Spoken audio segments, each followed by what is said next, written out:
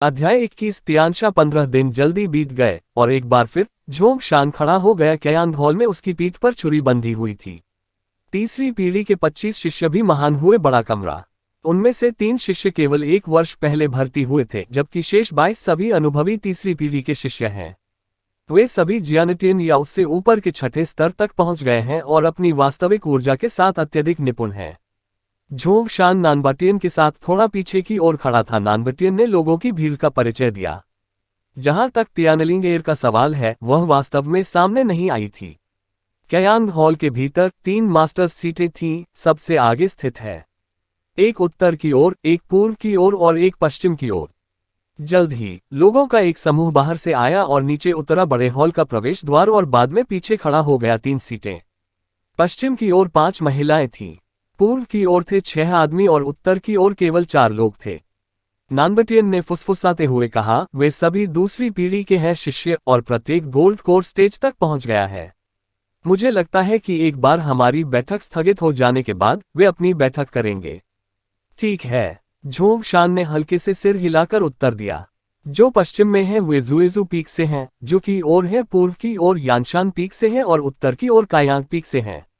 नानबाटियन को समझाया। दा शिक्सियोंग। उस पल में दूसरी पीढ़ी के सभी अंदर मौजूद शिष्यों ने बहुत विनम्रता से हॉल के प्रवेश द्वार की ओर स्वागत किया।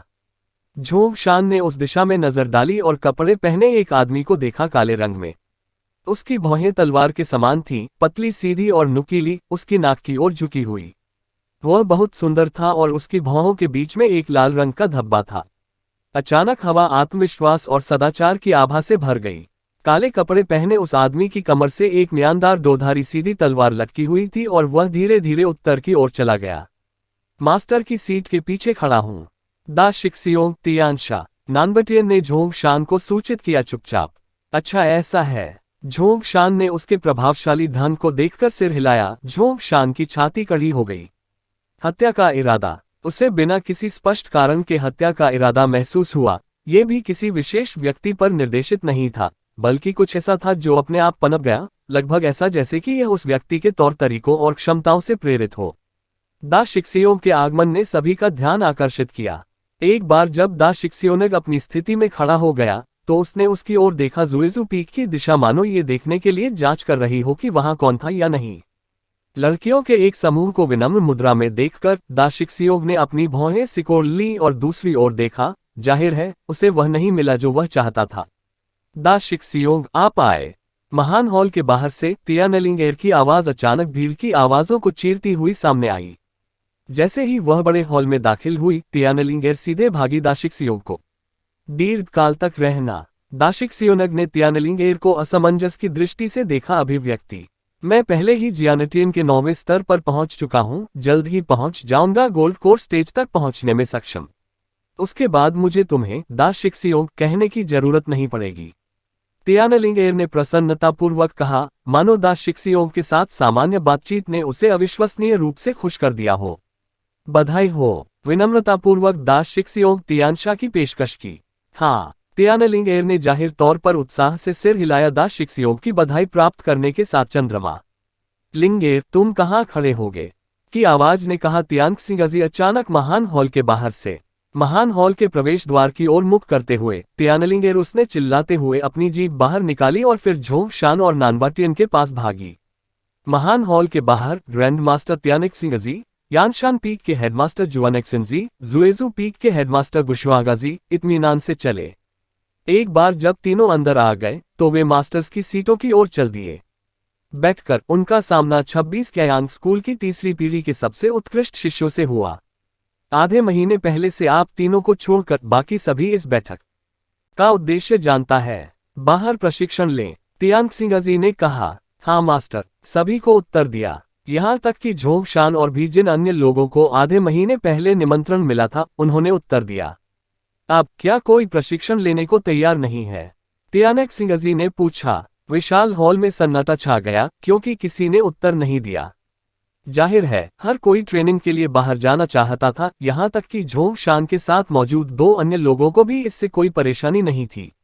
अच्छा, ये प्रशिक्षण न केवल आपको अधिक अनुभव देगा और अपने ज्ञान को संयमित करो, परंतु इसका प्रयोजन दूसरा है।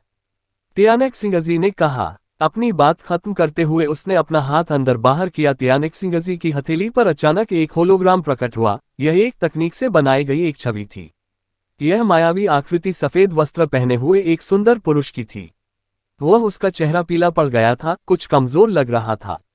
उसके हाथ में एक बैंगनी रंग का पंखा था जो देखने में बहुत सुंदर लग रहा था।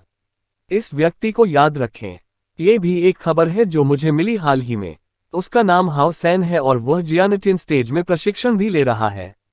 उसके एक दो अंगरक्षक हैं, लेकिन यदि संभव हो तो इस व्यक्ति को जिंदा या मुर्दा यहाँ ले आओ। यदि मर गया तो तुम्हें उसका शव यही लाना होगा। जो कोई इस आदमी को वापस लाएगा उसे 4 स्तरीय जादुई वस्तुएं और 1 स्तरीय 4 गोली का पुरस्कार दिया जाएगा। तियानिक सिंगजी ने कहा। स्तर 4। झोंग शान स्तब्ध था। टियर 4 अविश्वसनीय है संख्या। ग्रैंड मास्टर द्वारा उपयोग की जाने वाली जादुई वस्तुएं थी टियर 4, टियर 5 के बारे में। हाँ मास्टर, सबने चिल्लाकर कहा। भले ही आप इस व्यक्ति को ढूंढ पाए या नहीं, ठीक 1 वर्ष के बाद सभी को यहाँ लौटना होगा। तियानिक सिंगजी ने समझाया। हाँ, सभी को तुरंत उत्तर दिया। ठीक है, आप अपनी तैयारी कर सकते हैं। आप ऐसे छोड़ सकते हैं जैसे ही आप तैयारी पूरी कर लेंगे। तियानिक सिंगजी ने कहा। हाँ, सबका रिप्लाई आया। इसके बाद सभी लोग अपनी अपनी दिशा में चले गए। झोंग शान बाहर की ओर चला गया जब उसने अचानक सुना तियानिक सिंगजी की आवाज। झोंग शान, लिंगेर, बटीन, झोंग शान की टीम शुई जी पर मेरा इंतजार करें। झोंग शान 1 सेकंड के लिए रुका, अन्य 2 की तरह, लेकिन जब वे पहाड़ से नीचे उतर रहे थे तो उनमें से कोई भी पीछे नहीं मुड़ा। वे टीम शुई जी की ओर बढ़े। बड़े हॉल के अंदर ग्रैंड मास्टर और हेडमास्टर दूसरी पीढ़ी के शिष्यों के साथ बात करने के लिए कुछ और हो सकता है। टिल्ड टिल्ड टिल्ड टिंग शुई जी टिल्ड टिल्ड टिल्ड, आपको क्या लगता है वह हाओ सान लड़का कौन है? पापा क्यों करते हैं? क्या आप उसे मरवाना चाहते हैं? तियानलिंग एर ने कहा जब वह पत्थर की मेज पर बैठी थी और अपने दोनों हाथों से अपनी टुड्डी और कोहनियों को मेज पर टिकाया हुआ था और अपने सामने झरने को देख रही थी। पता नहीं, अंकल तियान चाहते थे कि हम यहाँ आए। ये होना चाहिए एक प्रकार की ब्रीफिंग हो, नानबटियन ने कहा। झोंग शान ने असाधारण मात्रा में तैयारी करने के लिए समय लिया प्रावधानों के। उन्होंने पहाड़ों से कुछ औषधीय जड़ी बूटियां भी तैयार की और कुछ सरल बाहरी तैयारी भी की। 1 घंटे बाद तियान सिंगजी ने उड़ान भरी। पिताजी, आपको इतनी देर क्यों लगी? हम निकलने ही वाले थे। थपथपाया तियानलिंगेर। हाँ, क्या हम अधीर हैं? तियान सिंगजी ने मुस्कुराते हुए कहा। तियानलिंगेर, अंकल तियान, ग्रैंड मास्टर, ठीक है, आप जल्द ही जा रहे होंगे इसलिए मेरे पास कुछ चीजें थी तुम्हें समझाने की जरूरत है। बटियन, यह एक बहुत अच्छी प्रशिक्षण प्रक्रिया है। आपको इसका उपयोग दुनिया और इसके लोगों को पूरी तरह से समझने के लिए करना चाहिए। जो जादुई सुरक्षा वस्तु मैंने तुम्हें दी है उसका उपयोग तब तक नहीं करना चाहिए जब तक कि तुम्हें इसकी बिल्कुल आवश्यकता न हो। तियान सिंगजी ने गंभीरता से कहा। जी श्रीमान, नानबटियन ने कहा। ठीक है, आप अकेले यात्रा कर रहे होंगे इसलिए आप पर निर्भर रहेंगे पूरे समय के लिए अपने आप को। आपको स्वतंत्रता सीखनी चाहिए, तियानिक सिंगजी ने कहा। ठीक है। नानबटियन को ऐसा लगा जैसे तियानिक सिंगजी थोड़ा सा था अतिशयोक्ति, फिर भी वह बच्चा नहीं था। नानबटियन ने फिर भी बहुत विनम्रता से सिर हिलाया। ठीक है, अब आगे बढ़ो, तियानिक सिंगजी ने कहा। ठीक है, फिर शिजी लिंगेर, झोंग शान, मैं चल रहा हूं, कहा नानबटियन। ध्यान से, झोंग शान ना सिर हिलाते हुए कहा। आगे बढ़ो, तियानलिंगेर ने उसी तरह सिर हिलाते हुए कहा। इसके साथ ही नानबटियन चला गया। लिंगेर, इस बार जब तुम बाहर जाओ तो मेरा केवल एक ही अनुरोध है। झोंग शान के साथ रहो और वह सब कुछ करो जो वह कहता है। तियानिक सिंगजी ने गंभीरता से कहा। पिताजी, झोंग शान अभी तक मेरे स्तर तक नहीं पहुंचा है। तियानलिंगेर ने मुंह बनाकर शिकायत की। उसके चेहरे पर असंतोष की अभिव्यक्ति थी। कायांग स्कूल में सब कुछ वैसा ही है जैसा आप चाहते हैं। हालांकि जब आप बाहर जाएं तो आपको झोंग शान को अवश्य सुनना चाहिए। मुझे स्पष्ट होने दीजिए, यदि झोंग शान लौटता है और कहता है कि आपने उसकी बात नहीं मानी, तो 50 वर्षों तक आपको अपनी मां की कब्र पर जाने की अनुमति नहीं होगी। तियानिक सिंगजी ने अपनी आवाज में अधिकार के साथ कहा। पिताजी, आप ऐसा नहीं करेंगे, तियानलिंगेर ने तुरंत चिंतित होते हुए कहा। तियानलिंगेर को इसकी परवाह नहीं होती, क्या यह उसकी मां की कब्र पर जाने से मना करने के अलावा कोई अन्य सजा होती। जब तक आप मेरी शर्त से सहमत हैं, आपको अनुमति दी जाएगी, चले जाओ, अन्यथा तुम यहाँ कायांग स्कूल में रुक सकते हो और गोल्ड कोर स्टेज तक पहुंचने तक प्रशिक्षण ले सकते हो। तियानिक सिंगजी को आदेश दिया। परेशान होकर उसने त्यानेक सिंगजी की ओर देखा और फिर झोंग शान की ओर। त्यानलिंग एर की अभिव्यक्ति ने उसकी अनिच्छा प्रदर्शित की, लेकिन फिर उसने झोंग शान के बारे में सोचा। झोंग शान उसका दोस्त था, क्या वह वही नहीं करेगा जो वह चाहती थी? ठीक है, त्यानलिंग एर ने कहा। ठीक है। त्यानेक सिंगजी ने सिर हिलाया। फिर उसने झोंग शान की ओर देखा।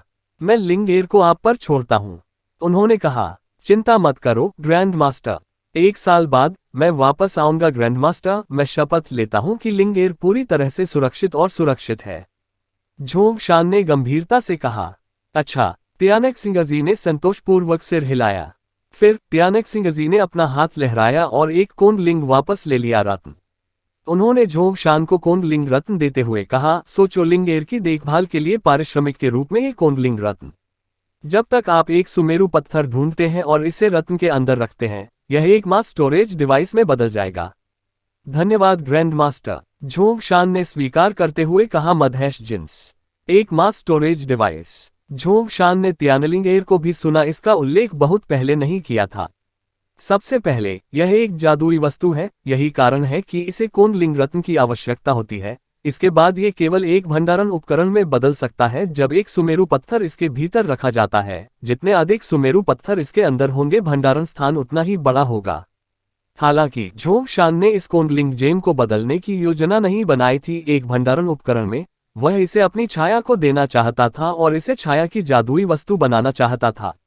उस स्थिति में आप दोनों सुरक्षित रहें, त्यानेक सिंगजी ने कहा। हाँ ग्रैंड मास्टर, झोंग शान ने सिर हिलाया। ठीक है, ठीक है पिताजी, पहले ही जाए, टाल मटोल करना बंद कीजिए। दृढ़तापूर्वक निवेदन करना, त्यानलिंग एर जाहिर तौर पर तुरंत जाना चाहता है। ठीक है, फिर मैं चलता हूँ। जैसे ही वह आगे बढ़ा, त्यानेक सिंगजी हंसा, एक सफेद बादल पर सवार होकर उड़ गया। तो ठीक है, चलो चलते हैं, त्यानलिंग एर ने तुरंत कहा। क्या आपने अपनी तैयारी पूरी कर ली है? झोंग शान ने पूछा। कुआं। त्यानलिंग एर ने अपनी कलाई को झटका दिया और एक सुंदर लाल रंग का कंगन ने खुद को प्रकट किया। जाहिर है उसका सारा सामान पहले से ही इसके अंदर रखा हुआ था। ठीक है, यह अच्छा है, हालांकि जाने से पहले हमें इसकी आवश्यकता है, एक संकेत करो। झोंग शान ने अपनी भौहें सिकोड़ते हुए कहा। सिग्नल? कौन सा संकेत? त्यानलिंग एर से तुरंत पूछा जिज्ञासु। अध्याय 22 अनहुआंग, इसका मतलब यह है कि जब भी मैं सिग्नल का जिक्र करूंगा, आपको करना ही होगा, मेरी बात सुनो। आपको मेरी बात सुननी होगी, भले ही यह कुछ ऐसा हो जो आप बिल्कुल नहीं करना चाहते हो। अन्यथा जब मैं वापस आऊंगा तो ग्रैंड मास्टर को बताऊंगा कि आपने मेरी बात नहीं सुनी। झोंग शान ने गंभीरता से कहा। यह बिल्कुल भी मजेदार नहीं है, मैं यह नहीं चाहता। त्यानलिंग एर ने उसे दिखाया तुरंत नाराजगी। नहीं, इस मामले पर तो हमें पहले ही सहमत होना होगा। यदि जो काम मैं तुमसे करने का लिए कह रहा हूं वह गलत है, जब हम वापस आए तो तुम ग्रैंड मास्टर को बता सकते हो, और यहां तक कि ग्रैंड मास्टर भी मुझे इसके लिए दंडित करेंगे। मेरी ओर से शिकायत का एक शब्द भी नहीं होगा। लेकिन अगर तुमने वादा नहीं किया कि तुम ऐसा करोगे तो हम यहां से जाएंगे ही नहीं। झोंग शान ने और भी गंभीरता से कहा।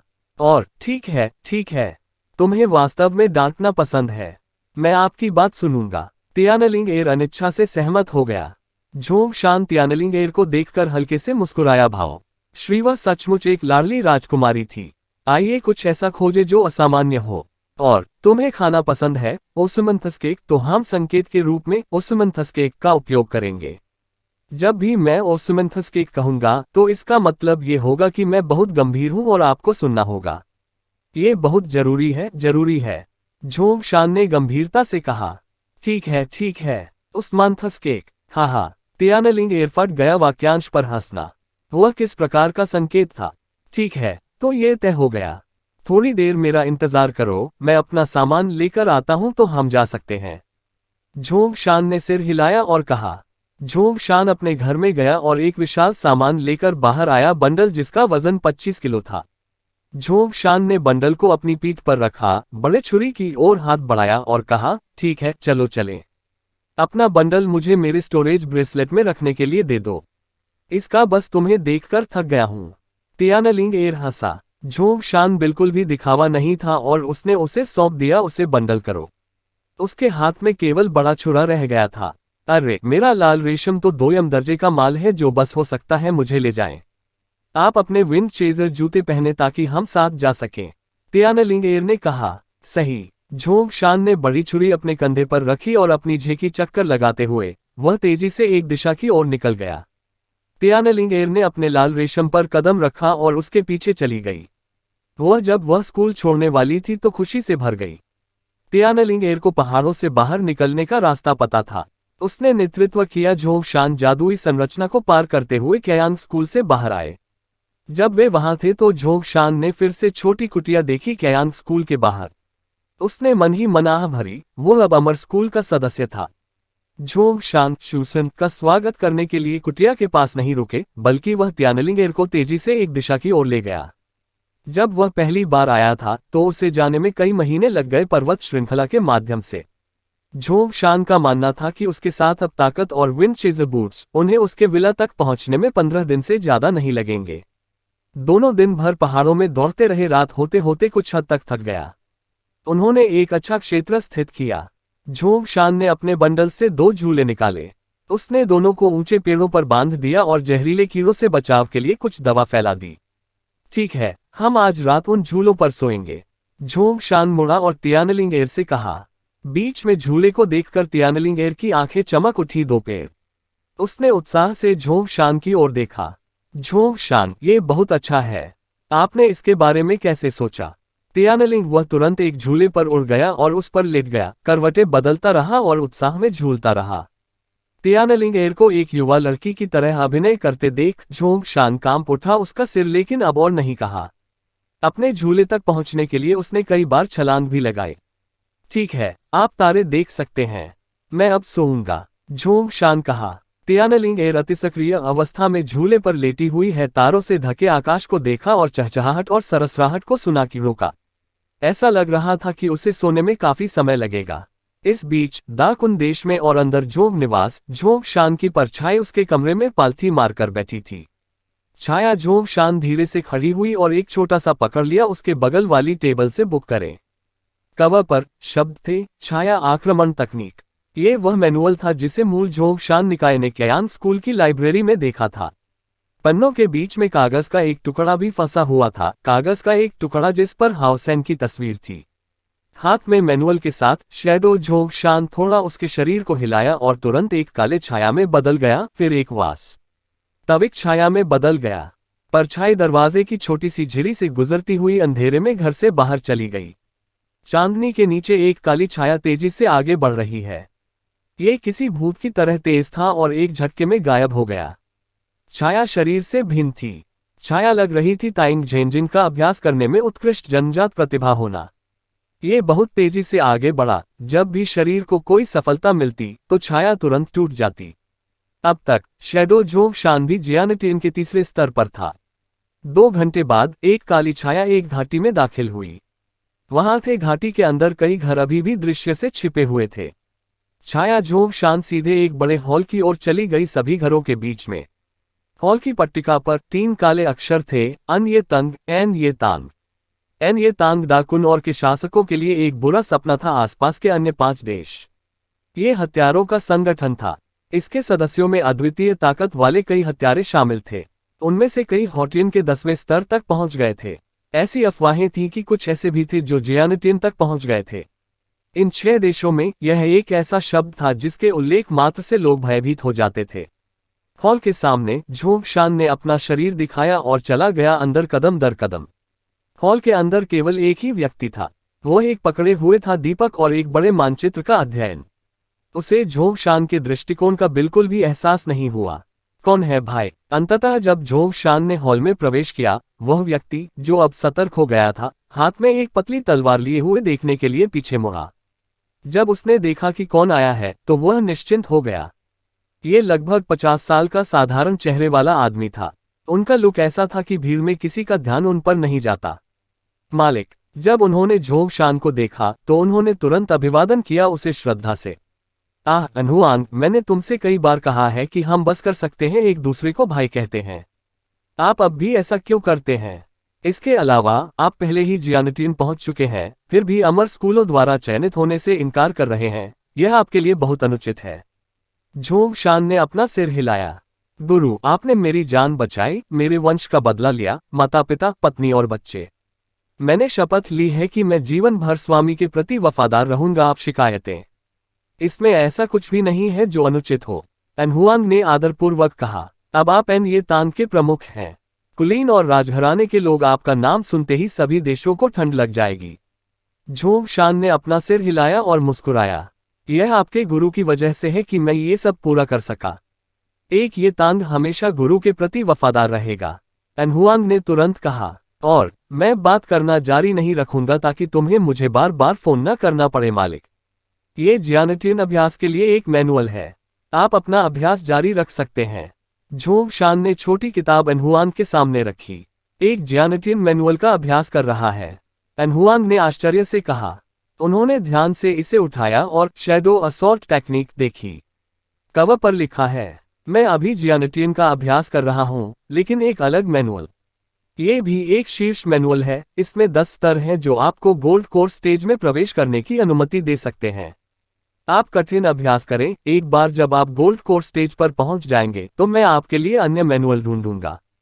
झोंग शान ने एनहुआंग की ओर देखा और गंभीरता से कहा, हाँ, मैं बहुत कठिन अभ्यास करूंगा और मैं सर्वश्रेष्ठ को प्रशिक्षित करूंगा, एक ही समय में स्वामी के हत्यारे। एनहुआंग ने आदरपूर्वक कहा। ओह हाँ, किताब के अंदर एक तस्वीर है। ये की तस्वीर है एक उच्च स्तरीय जियानटियन। तुम लोगों को उसकी खोज करने के लिए भेजो, भले ही वह जीवित हो या नहीं, बस उसे खोजने का प्रयास करो। तुम्हें उसका पता लगाने के बाद कुछ भी करने की जरूरत नहीं है, बस मुझे बता दो। झोंग शान बोला, हाँ, मैं इस व्यक्ति को ढूंढने के लिए अपना पूरा प्रयास लगाऊंगा। एनहुआंग झुक गया। ठीक है, मैं अब जा रहा हूं। आप जारी रखें, झोंग शान ने सिर हिलाकर कहा। झोंग शान धीरे से हॉल से बाहर चला गया। एक बार वह बाहर था, एनहुआंग को देखते ही वह छाया में बदल गया और वापस जाने के लिए तेजी से उसी रास्ते पर चला गया। उसके हाथ में शैडो असॉल्ट टेक्निक को देखते हुए एनहुआंग ने आह भरी लेकी। न साथ ही उसने उस दिशा की ओर देखा जहां झोंग शान अपनी आंखों में दृढ़ संकल्प के साथ गायब हो गया था। झोंग शान का शरीर अगले दिन पौ फटने से पहले जाग गया। उसने त्यानलिंग एर को नहीं जगाया जो रात भर जागती रही थी। उसने झूला उतार दिया और पास में ही अपनी छुरी चलाने का अभ्यास करने लगा। माउंटेन स्प्लिटर, विनाशकारी स्लैश। वो एक बड़ी चट्टान पर अभ्यास कर रहा था। वह क्या करना चाहता था? टोफू काटने की तरह चट्टान को काटना। उसे चट्टान के कमजोर बिंदुओं को ढूंढना था। ये झोंग शान का अपना आविष्कार था। जिसने बनाया फॉर्म को उम्मीद नहीं थी कि झोंग शान जैसा कोई व्यक्ति होगा जो न केवल लकड़ी पर बल्कि चट्टान पर भी अभ्यास करेगा। झोंग शान ने रुकने से पहले 2 घंटे तक अभ्यास किया। वह बैठा सांस लेने का व्यायाम करने के लिए नीचे क्रॉस लेग करे। इस समय त्यानलिंग एर अंततः जाग गया। उसने झोंग शान को देखा, कठिन अभ्यास कर रहा था और कुछ हद तक शर्म महसूस कर रहा था। त्यानलिंग एर की जन्मजात प्रतिभा झोंग तियान के विपरीत थी। उसकी स्थिति इतनी अच्छी थी कि उसे बहुत अधिक प्रयास भी नहीं करना पड़ा और वह अभी भी अधिकांश लोगों की तुलना में तेजी से प्रगति कर सकती थी। उनके बाद से झोंग शान ने बहुत लंबे समय तक अभ्यास करने की हिम्मत नहीं की, अंदर बाहर थे जगली। उसने केवल वही किया जो उसने पहले चट्टान काटने से सीखा था। जब उसने धीरे से अपनी आंखें खोली तो उसने त्यानलिंग एर को चमकते हुए देखा। बड़ी आंखें, उगता सूरज उसके चीनी मिट्टी के बर्तन जैसे चेहरे पर चमक रहा था, जिससे वह एक चमकती हुई कलाकृति की तरह लग रही थी। अध्याय 23, बर्फीली कौवों की वापसी। झोंग शान, क्या आप आज सुबह प्रशिक्षण लेने जा रहे हैं? कहा त्यानलिंग एर ने जैसे ही देखा कि झोंग शान जाग गया, फैला और बिस्तर से उठ गया। आप मेरा बैग ले लीजिए और खाने के लिए कुछ ले लीजिए, झोंग ने कहा। शान, ठीक है, त्यानलिंग एर ने सिर हिलाते हुए कहा। जब वह झोंग को बाहर ले आई शान का बैग, अंदर से झोंग शान ने एक छोटा कंटेनर निकाला और इसे त्यानलिंग एर को दे दिया और अपने लिए उसने पहले से तैयार मांस के झटके निकाल लिए। छोटे कंटेनर के अंदर त्यानलिंग एर के पसंदीदा केक थे, उसके ओस्मेंथस केक। ओस्मेंथस केक पकड़कर त्यानलिंग एर ने खाना शुरू कर दिया, खुशी से, इतना कि जब उसका काम खत्म हो गया तो उसने अपनी उंगलियों को भी चाटा। उसका चेहरा पिछली बार की तरह ही संतुष्टि से भरा था जब झोंग शान ने पहाड़ पर अपना सामान्य सामान बनाया था, और एक बार जब त्यानलिंग एर को कुछ मिल गया तो वह इसके बारे में बात करना बंद नहीं करेगी। इतना स्वादिष्ट, झोंग शान, हर बाहरी व्यक्ति उतना ही अद्भुत है। आप न केवल बिस्तर बनाना जानते हैं बल्कि ओस्मेंथस केक भी बनाना जानते हैं। भोजन करते समय तियानलिंगेर ने पूछा। तियानलिंगेर को देखते हुए झोंगशान ने अपना सिर हिलाया, हंसा। उसने उत्तर नहीं दिया। अरे हाँ, आइए आपकी दिशा बोध का परीक्षण करें, यह आपका पहली बार है आखिरकार यहाँ से बाहर।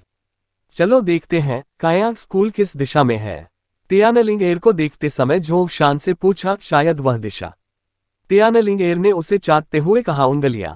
उसने कुछ अनिच्छा से एक दिशा की ओर इशारा किया, जैसे कि वह अपनी उंगली को अपने मुंह से बाहर नहीं निकालना चाहती हो। उसके इशारा करने के बाद तियानलिंगेर गया और दूसरे को पकड़ लिया, उस्मान थस्केक। हाँ, झोंगशान ने सिर हिलाया, इसकी पुष्टि करते हुए कि तियानलिंगेर दिशा की समझ वास्तव में बहुत अच्छी है।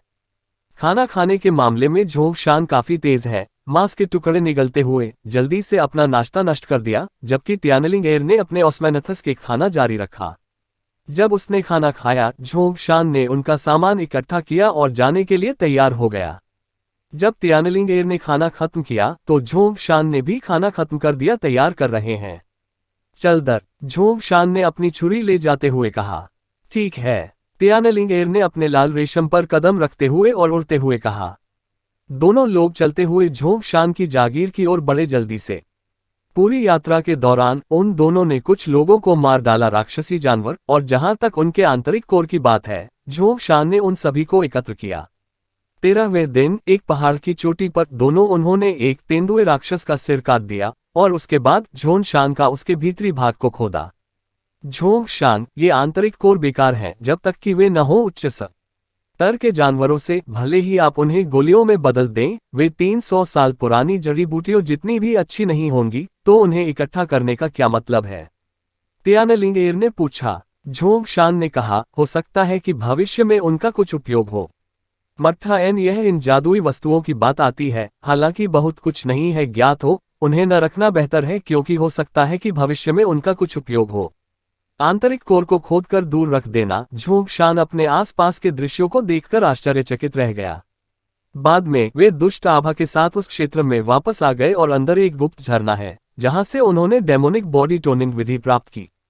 पहाड़ी घाटी से ज्यादा दूर नहीं है जहां उसने अपना चमकदार मोती दफनाया था, और तियानलिंगेर को देखते हुए झोंगशान ने इसे पुनः प्राप्त करने की योजना नहीं बनाई थी। वह भविष्य में आएगा। ट्रैकिंग के अभी कुछ दिन बाकी थे, कुछ दिन बाद में और वे पूरी तरह से उसके क्षेत्र में प्रवेश कर जाएंगे। चलो चलें, हम लगभग पहाड़ों से बाहर आ गए हैं, झोंग ने कहा। शान, हम वास्तव में नश्वर दुनिया में प्रवेश करने वाले हैं लोग, तियानलिंगेर ने उत्साह से कहा। सावधान, यहाँ ठंड से जमे हुए कौवे हैं, पिछली बार तो वे लगभग जम गए थे, मुझे मिला। आइए बस अपनी गति बढ़ाएं और पहले इस क्षेत्र से जल्दी निकल जाएं। झोंगशान ने गंभीर स्वर में सिर हिलाया। ठीक है, तियानलिंगेर ने सिर हिलाया। इस तरह वे दोनों तेजी से पहाड़ से गुजरे। झोंगशान की सबसे तेज गति, यहां तक कि पहाड़ से ऊपर और नीचे भी अपने विंड चेजर बूट्स के साथ तियानलिंगेर से तुलना नहीं की जा सकती, जिसने अभी अभी घाटियों से उड़ान भरी थी। मैं आगे उड़ जाऊंगा, थोड़ा जल्दी करो, तियानलिंगेर हंसा, पर अभी भी उसका लाल रेशम, वह उड़ गया। झोंगशान ने दौड़ना जारी रखा। जैसे ही वह वहां पहुंचा, पहाड़ का आधार काव टिल टिल टिल टिल टिल टिल टिल टिल टिल टिल टिल काव टिल टिल टिल टिल टिल टिल टिल टिल टिल टिल टिल। झोंगशान को ठंड से ठिठुरते कौवों की दो चीखों का सामना करना पड़ा। तुरंत उसका सिर उठाओ। निरीक्षण करने पर झोंगशान का दिल तेजी से धड़कने लगा। उसे पता था कि दुर्भाग्य जल्द ही आएगा। ऐसा इसलिए है क्योंकि आकाश में तियानलिंगेर उसके एक छोर पर था लाल रेशम, लेकिन पूंछ के सिरे पर दो ठंडे कौवे बैठे थे।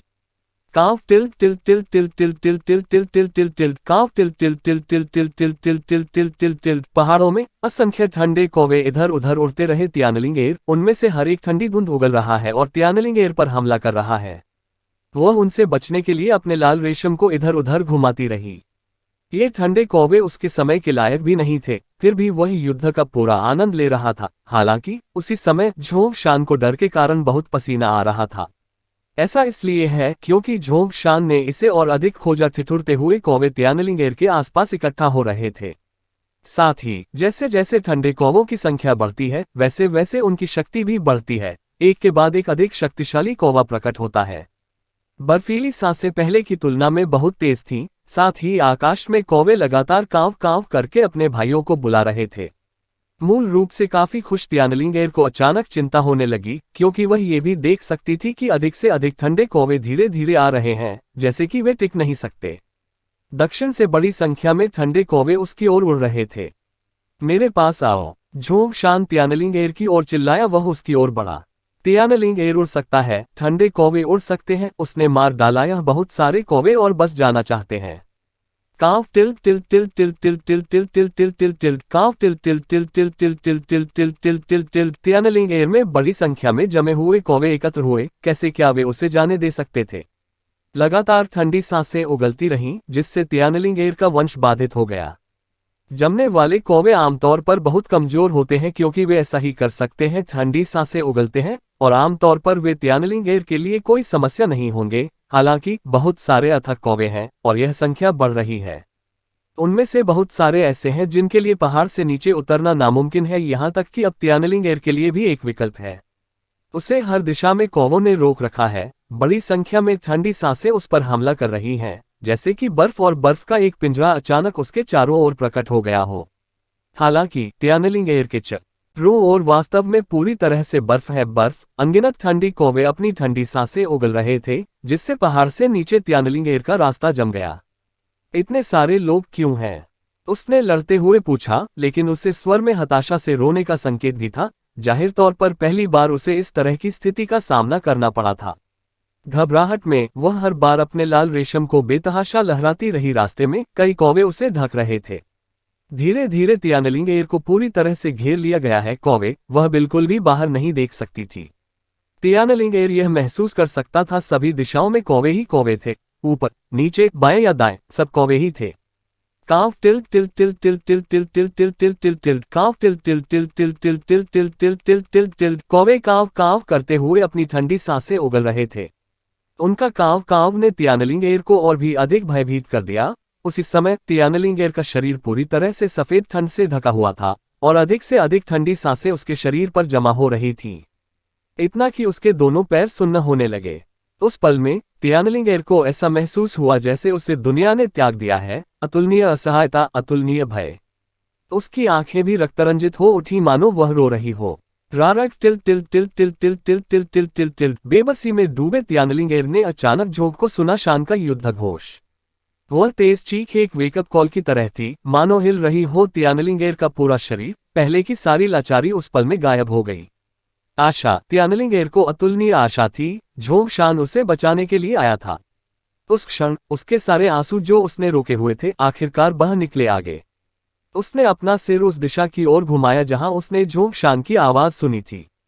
कौवों की जेल में एक खुलापन, जिसमें उसके क्षण कैद थे, पहले भी झोंग शान द्वारा बनाया गया था।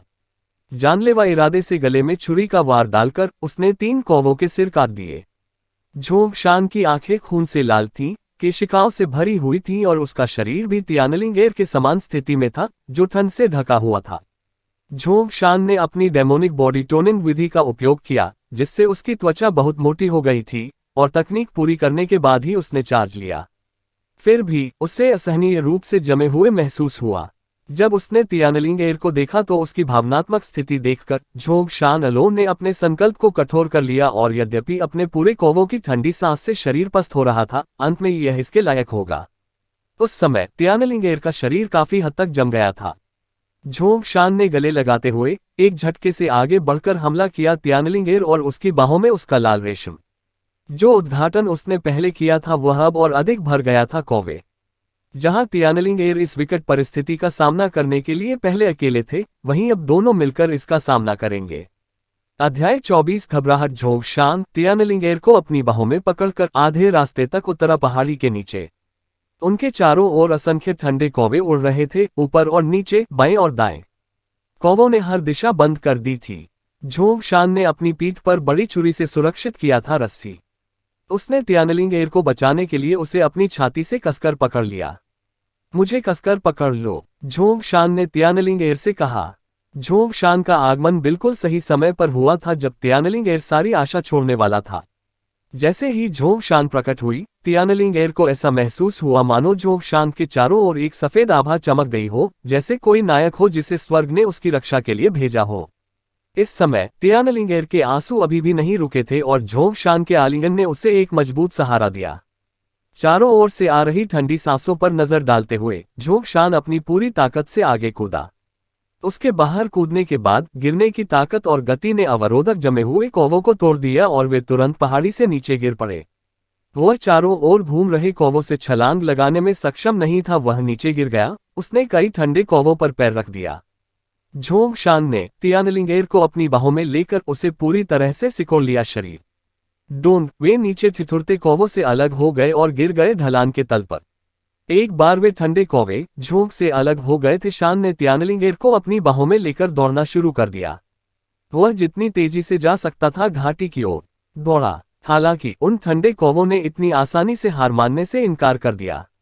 उन्होंने तुरंत पीछा किया। जब वे नीचे की ओर घाटी की ओर जा रहे थे बहुत तेज गति से चला गया, लेकिन एक बार जब वे घाटी में पहुंचे तो ठंडे कौवों ने उन्हें पकड़ लिया। आसपास का सर्वेक्षण करते हुए झोंगशान ने क्षेत्र को देखा। दूरी में मियास्मा। हताशा में झोंगशान ने दौड़ने का निर्णय लिया। वह तेजी से आगे बढ़ा। उसके पास तियानलिंगेर को नीचे गिराने का समय नहीं था। एक बार जब वह रुका ठंडे कौवे उन्हें पकड़ लेंगे। झोंगशान ने उस ओर दौड़ने के लिए अपनी पूरी ताकत लगा दी। दिशा हालांकि उसके पीछे जमे हुए कौवे पहले से भी अधिक एकत्र हो गए थे। आखिरकार पीछे से उनकी ठंडी सांसों की मार खाकर कई बार वह मियाज़मा तक पहुंच गया और बिना किसी हिचकिचाहट के झोंगशान अंदर चला गया। जैसा कि अपेक्षित था सभी ठंडे कौवों ने पीछा करने की हिम्मत नहीं की। एक मियाज़मा से बचाव करने में सक्षम होने के लिए गोल्ड कोर्स स्टेज तक पहुंचना पड़ा। काव काव टिल टिल टिल टिल टिल काव काव टिल टिल टिल टिल टिल। बहुत सारे ठंडे कौवे गुस्से में क्षेत्र के बाहर चिल्लाए, लेकिन कोई नहीं प्रवेश करने का साहस किया। वे बच गए। हालांकि झोंगशान को बचा लिया गया। तियानलिंग वह अब मियाज़मा से जूझ रहा था। यहाँ का मियाज़मा आपकी त्वचा में जाकर आपकी जान ले सकता है, भले ही आपने सांस लेना बंद कर दिया हो। अपनी आंखें बंद करो, अपना मुंह मत खोलो और सांस मत लो, झोंगशान ने अचानक कहा। खत्म होने के बाद तियानलिंगेर की प्रतिक्रिया की प्रतीक्षा किए बिना उन्होंने अपनी झेकी और होंगलुआन धुंध को जल्दी से भरने के लिए टेलीकिनेसिस का उपयोग किया। होंगलुआन धुंध उन दोनों के शरीर पर छा गई। झोंगशान ने सुनिश्चित किया कि धुंध केवल बाहरी हिस्से को कवर करे तियानलिंगेर के शरीर का और इसे उसकी त्वचा के छिद्रों में जाने से रोका। जब तियानलिंगेर ने झोंगशान को सुना तो उसने तुरंत उसे बंद कर दिया आंखें और उसकी सांसें रोक ली। झोंगशान तेजी से मियाज़मा से गुजरा। पिछली बार होंगलुआन मिस्ट ने केवल खुद को ढका था, लेकिन अब उनमें से दो थे, इसलिए उसे दूसरे छोर तक पहुंचने के लिए जितनी जल्दी हो सके इस क्षेत्र से गुजरना पड़ा। अन्यथा एक बार जब उनकी टेलीकिनेसिस समाप्त हो गई तो वे बड़ी मुसीबत में पड़ जाएंगे। झोंगशान पूरे रास्ते पागलों की तरह दौड़ता रहा। पूरे समय यह एहसास होता रहा चिंता ने उसकी एड़ियों को कुतर दिया। तियानलिंगेर ने सभी को बाहर निकालने के लिए अपनी वास्तविक ऊर्जा को थोड़ा बढ़ाया। उसके शरीर में ठंडी सांसें। उसने देखा कि उसकी दोनों बाहें झोंगशान की गर्दन के चारों ओर थीं और वह शर्मा गई। वहां अब न तो ठंडे कौवे थे और न ही उसने कुछ सुना। अब ठंडे कौवों की आवाजें। क्या वह अब सुरक्षित थी? क्या अब हम सुरक्षित हैं? तियानलिंगेर ने आंखें बंद करके बात की। ओह तेरी! झोंगशान को पता था कि कुछ बुरा होने वाला है। वह उसे न बोलने की चेतावनी देना भूल गया था। दरअसल ठीक उसी समय होंगलुआन मिस्ट का एक अंश उसके मुंह में फिसल गया। बात मत करो, झोंगशान ने तुरंत कहा। वह पागलों की तरह भाग रहा था। जोर लगाने का समय नहीं था तियानलिंगेर के शरीर से होंगलुआन धुंध। यदि उसने ऐसा किया होता तो उसकी खुद की टेलीकिनेसिस तब तक टिक नहीं पाती जब तक वह मियाज़मा के दूसरे छोर तक नहीं पहुंच जाता। तियानलिंगेर ने बात करना बंद कर दिया। हालांकि उसे जलन महसूस हुई, उसके पूरे शरीर में सनसनी। उसे एक अजीब सा एहसास हुआ कि वह अपने सारे कपड़े उतार देना चाहती है। तियानलिंगेर ने मन में सोचा, ये बहुत अजीब था, ऐसा महसूस होगा। लेकिन अजीब एहसास मजबूत होता जा रहा था और वह इधर उधर घूमने लगी जैसे कि वह अपने कपड़े उतारना चाहती हो। उसका पूरा चेहरा लाल हो रहा था। झोंगशान दौड़ता रहा। जब उसने तियानलिंगेर को असामान्य देखा व्यवहार, वह आश्चर्यचकित था कि धुंध का प्रभाव इतनी जल्दी आया। झोंगशान ने अपनी गति बढ़ा दी और दूसरे की ओर दौड़ पड़ा। ऐसा लगा जैसे कल था ही नहीं। तियानलिंगेर को लगा कि वह अब और भी अधिक अजनबी व्यवहार कर रही है। वह खुद को रोकना चाहती थी, लेकिन उसका शरीर इस समय उसकी आज्ञा नहीं सुन रहा था। धीरे धीरे तियानलिंगेर भ्रमित हो गया। उसकी सांस फूलने लगी और उसके शरीर में और भी अधिक होंगलुआन धुंध ले आई। उसे झोंगशान की गंध पसंद थी और वह उसे ऐसे चाट रही थी जैसे वह अपने पसंदीदा ऑस्मेनथस केक को चाट रही हो। तियानलिंगेर के व्यवहार ने झोंगशान को बहुत परेशान कर दिया। वह भी था इसके लिए पुराना। सौभाग्य से वे लगभग बाहर थे मियास्मा। उसने अपने कदम तेज कर दिए और इससे पहले कि वह अपनी टेलीकिनेसिस का उपयोग करता शक्ति, झोंगशान अंततः मियास्मा के क्षेत्र से बाहर भाग गया। उसने जल्दी से बचे हुए टेलीकिनेसिस का उपयोग चित्र बनाने के लिए किया। तियानलिंगेर के शरीर से होंगलुआन धुंध बाहर निकली। आखिरकार 10 सांसों के बाद वो सारी धुंध हटाने में कामयाब रहा। उसके अंदर तियानलिंगेर का चेहरा अभी भी लाल था और उसके कपड़े फटे हुए थे, उसे अंडरवियर दिखाने के लिए। ऐसा लग रहा था जैसे वह एक कठिन प्रक्रिया से गुजरी हो और थकावट से बेहोश हो गई हो। झोंगशान ने गहरी सांस ली और तियानलिंगेर को ठीक किया कपड़े। उसने सावधानी से उसे एक साफ जगह पर लिटा दिया। झोंगशान ने सांस लेने के व्यायाम करने के लिए अपनी आंखें बंद कर लीं। उन्होंने पहले डेमोनिक बॉडी टोनिंग मेथड का इस्तेमाल किया था और 2 घंटे बाद उनके पूरे शरीर में दर्द होने लगा। वे एक छोटी सी झील के पास थे। इलाका शांत और साफ था। झोंगशान ने अपनी ताकत वापस पाने के लिए अभ्यास जारी रखा। उसका दुर्भाग्य वास्तव में झोंगशान के लिए छिपा हुआ आशीर्वाद था। ऐसा लगता है कि उनका मैक्सिन टेलीकिनेसिस परिष्कृत हो गया है और अब बहुत मजबूत हो गया है। क्या वह होंगलुआन मैनुअल के दूसरे स्तर तक पहुंच गया था? वह अभी भी डेमोनिक बॉडी टोनिंग के पहले स्तर पर था तरीका। हालांकि झोंगशान को लगा कि वह अगले स्तर की सफलता के करीब है। उस समय तक वह सामान्य से 3 गुना अधिक ताकतवर हो जाएगा। तियानलिंगेर अगली सुबह तक नहीं उठा। झोंगशान उसके ठीक बगल में बैठा इंतजार कर रहा था। तियानलिंगेर उठी और उसने अपनी आंखें खोली। जैसे ही वह होने वाली थी बैठो, उसने अचानक फिर से अपनी आंखें बंद कर लीं। उसे याद आया कि क्या हुआ था। वह ये सब कैसे कर सकती थी? उसका चेहरा एकदम लाल हो गया ऊपर। वह बहुत शर्मिंदा थी। वह झोंग से कैसे बात करेगी? शान, अब तुम जाग, झोंगशान ने पूछा। तियानलिंगेर ने हल्के से जवाब दिया और अपनी आंखें खोली। वह ऐसा दिखावा किया जैसे कुछ हुआ ही नहीं, लेकिन उसके लाल चेहरे ने उसे धोखा दे दिया। जब से तुम जाग रहे हो, कुछ खा लो, फिर हमें आगे बढ़ना होगा हमारा तरीका, झोंगशान ने कहा। यह देखकर कि झोंगशान ने कुछ भी उल्लेख नहीं किया था, तियानलिंगेर ने देखा कि झोंगशान सामान्य रूप से काम कर रहा था और उसने एक लंबी सांस छोड़ी। तियानलिंगेर ने तुरंत सिर हिलाया। उसने धीरे धीरे कुछ ऑस्मेनथस केक खाए और बहुत बेहतर महसूस किया। झोंगशान अपने हथियार के रूप में अभ्यास कर रहा था और उसे पिछले दिन का कुछ भी याद नहीं था। तियानलिंगेर को आश्चर्य हुआ कि क्या यह उसका अपना भ्रम था। क्या सचमुच कुछ नहीं हुआ था? उसे यकीन था कि यह सिर्फ मतिभ्रम था। वह संभवतः नहीं कर सकती थी वो काम करो। तियानलिंगेर जल्द ही अपने पुराने स्वरूप में वापस आ गई। हालांकि जब उसने झोंगशान को अभ्यास करते देखा, तियानलिंग उसे अचानक एक अजीब सा एहसास हुआ। वो मतिभ्रम बहुत वास्तविक लगा। अध्याय 25 तलवार जिसे शाश्वत कहा जाता है। चूंकि झोंगशान अभी भी कमजोर थे, वे धीमी गति से आगे बढ़े। पहले 2 दिन बाद वे अंततः पर्वत श्रृंखला से बाहर आ गए, जो झोंगशान के विला से बहुत दूर नहीं था। झोंगशान, तुम्हारे पास वास्तव में यहाँ एक घर है? तियानलिंगेर था उसके लाल रेशम पर और ऊपर से पूछा। अब तक तियानलिंगेर अपने उछाल भरे और जिज्ञासु स्वभाव में वापस आ गई थी। उस दिन जो हुआ था वह पीछे था उसका। ओह, लगभग वहां। जब हम वहां पहुंचेंगे, हम सफाई करेंगे और एक दिन के लिए अच्छा आराम करें। फिर हम अपना रास्ता जारी रखेंगे। लेकिन अब पहले यहां उतरो, झोंगशान ने कहा। क्यों? तियानलिंगेर सोच रहा था। हम जल्द ही नश्वर दुनिया में प्रवेश करेंगे। तुम्हें चाहिए क्या हर कोई आपको हर दिन घूरता रहेगा, या यहां तक कि उन सभी को डरा दे? यदि आप नश्वर लोगों के साथ घुलना मिलना चाहते हैं तो अपनी जादुई शक्तियों का प्रदर्शन न करें, झोंगशान ने समझाया। ओह, तियानलिंगेर नीचे उड़ी और उसने लाल रेशम उसमें डाल दिया भंडारण कंगन। झोंगशान का पीछा करते हुए वह पास के विला की ओर चली गई। लापरवाह विला। क्याओ याओ शन जुआंग, वे 4 अक्षर ठीक अंदर एक बड़ी चट्टान पर लिखे गए थे विला के सामने। जैसे ही वे निकट आ रहे थे, एक गृहस्वामी उनकी ओर दौड़ा। मालिक, घर की नौकरानी ने आवाज लगाई। झोंगशान ने सिर हिलाया। झोंगशान की शक्ल एक से कुछ बदल गई थी। साल पहले वह अब अपने 30वें दशक में एक नश्वर व्यक्ति की तरह दिखता था। गृहस्वामी उसे आसानी से पहचान सका। इसका कारण ये था कि गृहस्वामी छाया झोंगशान से मिला था, जो पहले आ गया था। तियानलिंगेर इस पर कोई ध्यान नहीं दे रहा था। वह उत्सुकता से हर जगह देख रहा हूँ। विला में प्रवेश करने के बाद झोंगशान ने एक अतिथि की व्यवस्था की तियानलिंगेर के लिए कमरा। एक नौकरानी ने तियानलिंगेर को नहाने और कपड़े बदलने के लिए गर्म पानी भेजा। झोंगशान ने तियानलिंगेर से अपना बंडल लिया और चल दिया वापस अपने मास्टर बेडरूम में। अंदर परछाई वहीं बैठी इंतजार कर रही थी। जब झोंगशान ने दरवाजा खोला तो परछाई खड़ी हो गई उसी समय। आखिरकार वे एक ही व्यक्ति थे, उनके दिमाग एक साथ थे।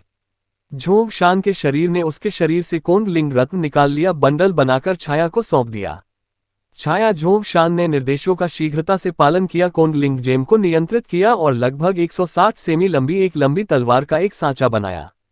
शरीर झोंगशान ने उनके अलावा संदूक खोला। अंदर एक टूटा हुआ छुरा था। ये वह छुरी थी जिसके पास था होंगलुआन मैनुअल, इसके भीतर छिपा हुआ है। छाया ने उसे पुनः प्राप्त कर लिया था। झोंगशान ने आधा छुरी छाया को डालने के लिए दी तलवार का सांचा, जबकि उसने दूसरे आधे हिस्से को पिघलाकर अपनी बड़ी छुरी दो स्वप्न बना लिया। मैंने बदला लेने के लिए इस छुरी का नाम रखा है, अब तलवार का नाम रखते हैं अमरता के लिए। अब से इस तलवार को अनंत कहा जाएगा। झोंगशान ने छाया के हाथ में लंबी तलवार को देखा और अपना नया नाम घोषित किया, शाश्वत तलवार, दो स्वप्न हथियार। अपना सारा कारोबार खत्म करने के बाद छाया चली गई। चांदी के नोटों का मोटा ढेर फिर भूमिगत ट्रेन से छोड़ा गया। झोंगशान एक बड़े मैरून रंग के घोड़े पर सवार हुए, उसकी पीठ पर दो स्वप्न। वह चौड़ी सड़क पर पूरी गति से दौड़ रहा था, जबकि तियानलिंगेर अपने लाल रेशम पर उसके ठीक बगल में उड़ रही थी। झोंगशान, हम कहाँ हैं? तियानलिंगेर उब गया था और पूछा गया। यह एक नश्वर देश है, दा सोंग किंगडम। झोंगशान उत्तर दिया। दा सोंग और दा कुन पड़ोसी राज्य थे। अभी वे दा सोंग की सीमा के अंदर थे। झोंगशान पूरी गति से सर पर दौड़ता रहा। क्या हम इस सड़क के बाद अगले शहर में होंगे? तियानलिंगेर पूछा गया। ये सही है, हम जल्द ही वहां पहुंचेंगे। मुझे जानकारी दो मिली, कुछ दिन पहले दा सोंग में कई अमर विद्यालयों के शिष्य एकत्रित हो रहे थे। मुझे लगता है कि शायद उन्होंने हाउ सैन का यहां तक पता लगा लिया है। चलो देखते हैं, झोंगशान ने कहा। क्या वह दूसरे दिन का कबूतर था? ये कैसे पता चला कि तुम पहले ही लौट आए हो? तियानलिंगेर ने उत्सुकता से पूछा।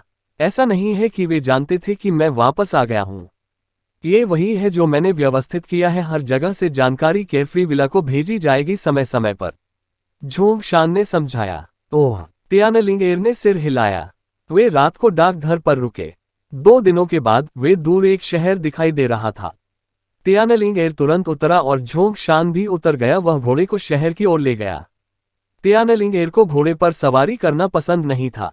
उसने शिकायत की कि घुड़सवारी बहुत उबड़ खाबड़ थी और इससे उसके निचले हिस्से में चोट लगी। इसलिए झोंगशान केवल उसके साथ शहर के द्वार तक चल सकता था। बियान सिटी गेट पर 2 बड़े पात्र थे। बियान सिटी, तियानलिंगेर ने इसे पढ़ा। वे घोड़े को द्वार की ओर ले गए। गेट पर झोंगशान गार्डों पर ज्यादा ध्यान नहीं दिया, लेकिन कप्तान की ओर चांदी की सिल्लियां फेंकने के लिए अपना हाथ बढ़ाया। कप्तान उसे पकड़ने के लिए आगे बढ़ा। एक जबरदस्त ताकत कैप्टन को पीछे धकेल दिया। उसने खुद को संभाला, लेकिन उसका दाहिना हाथ, जिसने पिन को पकड़ा था, पूरी तरह सुन्न हो गया था। कैप्टन तुरंत पीछे चला गया और दोनों की तलाशी नहीं ली, शहर में प्रवेश करने वाले अन्य लोगों की तरह। तियानलिंगेर के साथ झोंगशान सीधे शहर में चला गया। बॉस, यह आदमी अमीर है। क्या हमें उसे रोकना चाहिए और कुछ और लेना चाहिए उसके पास से? एक युवा गार्ड ने पूछा। कैप्टन ने उसे घूर कर देखा। बंद करना। क्या आपकी इच्छा मृत्यु है? कप्तान तुरंत उसे धीमी आवाज में डांटा। कप्तान ने देखा कि झोंगशान ने पिन फेंक दिया था, हालांकि बिना किसी बल का प्रयोग किए। इसने उसकी बांह को इतनी बुरी तरह हिला दिया था कि उसे अब कुछ भी महसूस नहीं हो रहा था। वह आदमी कम से कम हाउटियन के 8वें स्तर पर था। भले ही उसकी पृष्ठभूमि मजबूत न हो, फिर भी वह एक मजबूत आदमी था। फिर से उसके पास दौड़े। वह अब भी अपने जीवन को संजोकर रखता है। तियानलिंगेर शहर में चला गया। उसकी आंखें व्यस्त हो गई थी जब से वह शहर में आई थी। उसने क्यायांग स्कूल में इतने सारे लोगों को पहले कभी नहीं देखा था। सड़क पर कई दुकानें थीं, जहां हर तरह की चीजें बिक रही थीं, अजीब चीजें जिन पर तियानलिंगेर का ध्यान आकर्षित हुआ। झोंगशान के अनुसार नश्वर संसार में कोई भी ऐसा कर सकता है, जब तक आपके पास चांदी है तब तक आप जो चाहे उसे बदल लें। मुझे ये चाहिए। तियानलिंगेर ने एक भूत के मुखौटे की ओर इशारा किया। बोलते बोलते उसने एक चांदी की सिल्ली निकालकर दे दी। उसने मास्क अपने हाथ में ले लिया और खुशी खुशी उसे पहन लिया। फिर वह पैसे बदलने का इंतजार किए बिना झोंग शान की ओर दौड़ने के लिए मुड़ी। जो विक्रेता मास्क बेच रहा था वह जोर से हंस पड़ा। यह एक चांदी की सिल्ली उसके पूरे स्टैंड को 10 गुना अधिक कीमत पर खरीद सकती है। झोंग शान, देखो देखो, क्या यह मजेदार नहीं है? तियानलिंगेर ने दिखाया उससे दूर झोंग शान के सामने भूत का मुखौटा। झोंग शान ने अपना सिर हिलाया, बस उसे कुछ मजा करने दो। वह पैसे की परवाह नहीं की। रास्ते में तियानलिंगेर को जो भी पसंद आता वह खरीदती। जब उसने उन्हें देखा, ये कैंडिड फल है, क्या आप इसे खा सकते हैं? मैं एक चाहता हूँ। यहाँ तियानलिंगेर ने उत्साहपूर्वक कैंडीड फलों की एक माला ली और एक चांदी की सिल्लियां सौंपी। उसने एक टुकड़ा खाया और झोंग शान की ओर भागी। झोंग शान, 100 में से केवल 10 सिल्लियां बची हैं। चांदी की सिल्लियां तुमने मुझे दी। कैंडिड फलों को काटते समय तियानलिंगेर ने आह भरी। झोंग शान इस समय अपना मैरून घोड़ा बेच रहा था 50 चांदी की सिल्लियां। तियानलिंगेर ने जो कहा उसे सुनने के बाद उसे बस पैसे मिल गए और वह इधर उधर घूमने लगा। चांदी की 90 सिल्लियां ऐसे ही चली गईं। ओह, यहाँ कुछ और है। इसके अलावा आप उन चांदी के नोटों का भी उपयोग कर सकते हैं, चीजें भी खरीदें। प्रत्येक चांदी का नोट 1000 चांदी की सिल्लियां है। झोंग शान ने सिर हिलाते हुए कहा। 90 चांदी की सिल्लियां, शायद इसमें एक छोटा सा घर खरीद सकती थी कस्बा। इतने कम समय में उसने ये सब केवल उन छोटी वस्तुओं को खरीदने में ही खर्च कर दिया था। चिंता मत करो, मैं इस बार इसे सावधानी से बिताऊंगा। तियानलिंगेर उसे आश्वासन दिया। झोंग शान ने सिर हिलाया। झोंग शान भोजन के लिए जगह ढूंढना चाहता था। उसने खोजा, चारों ओर एक विशाल इमारत में एक रेस्तरां देखा।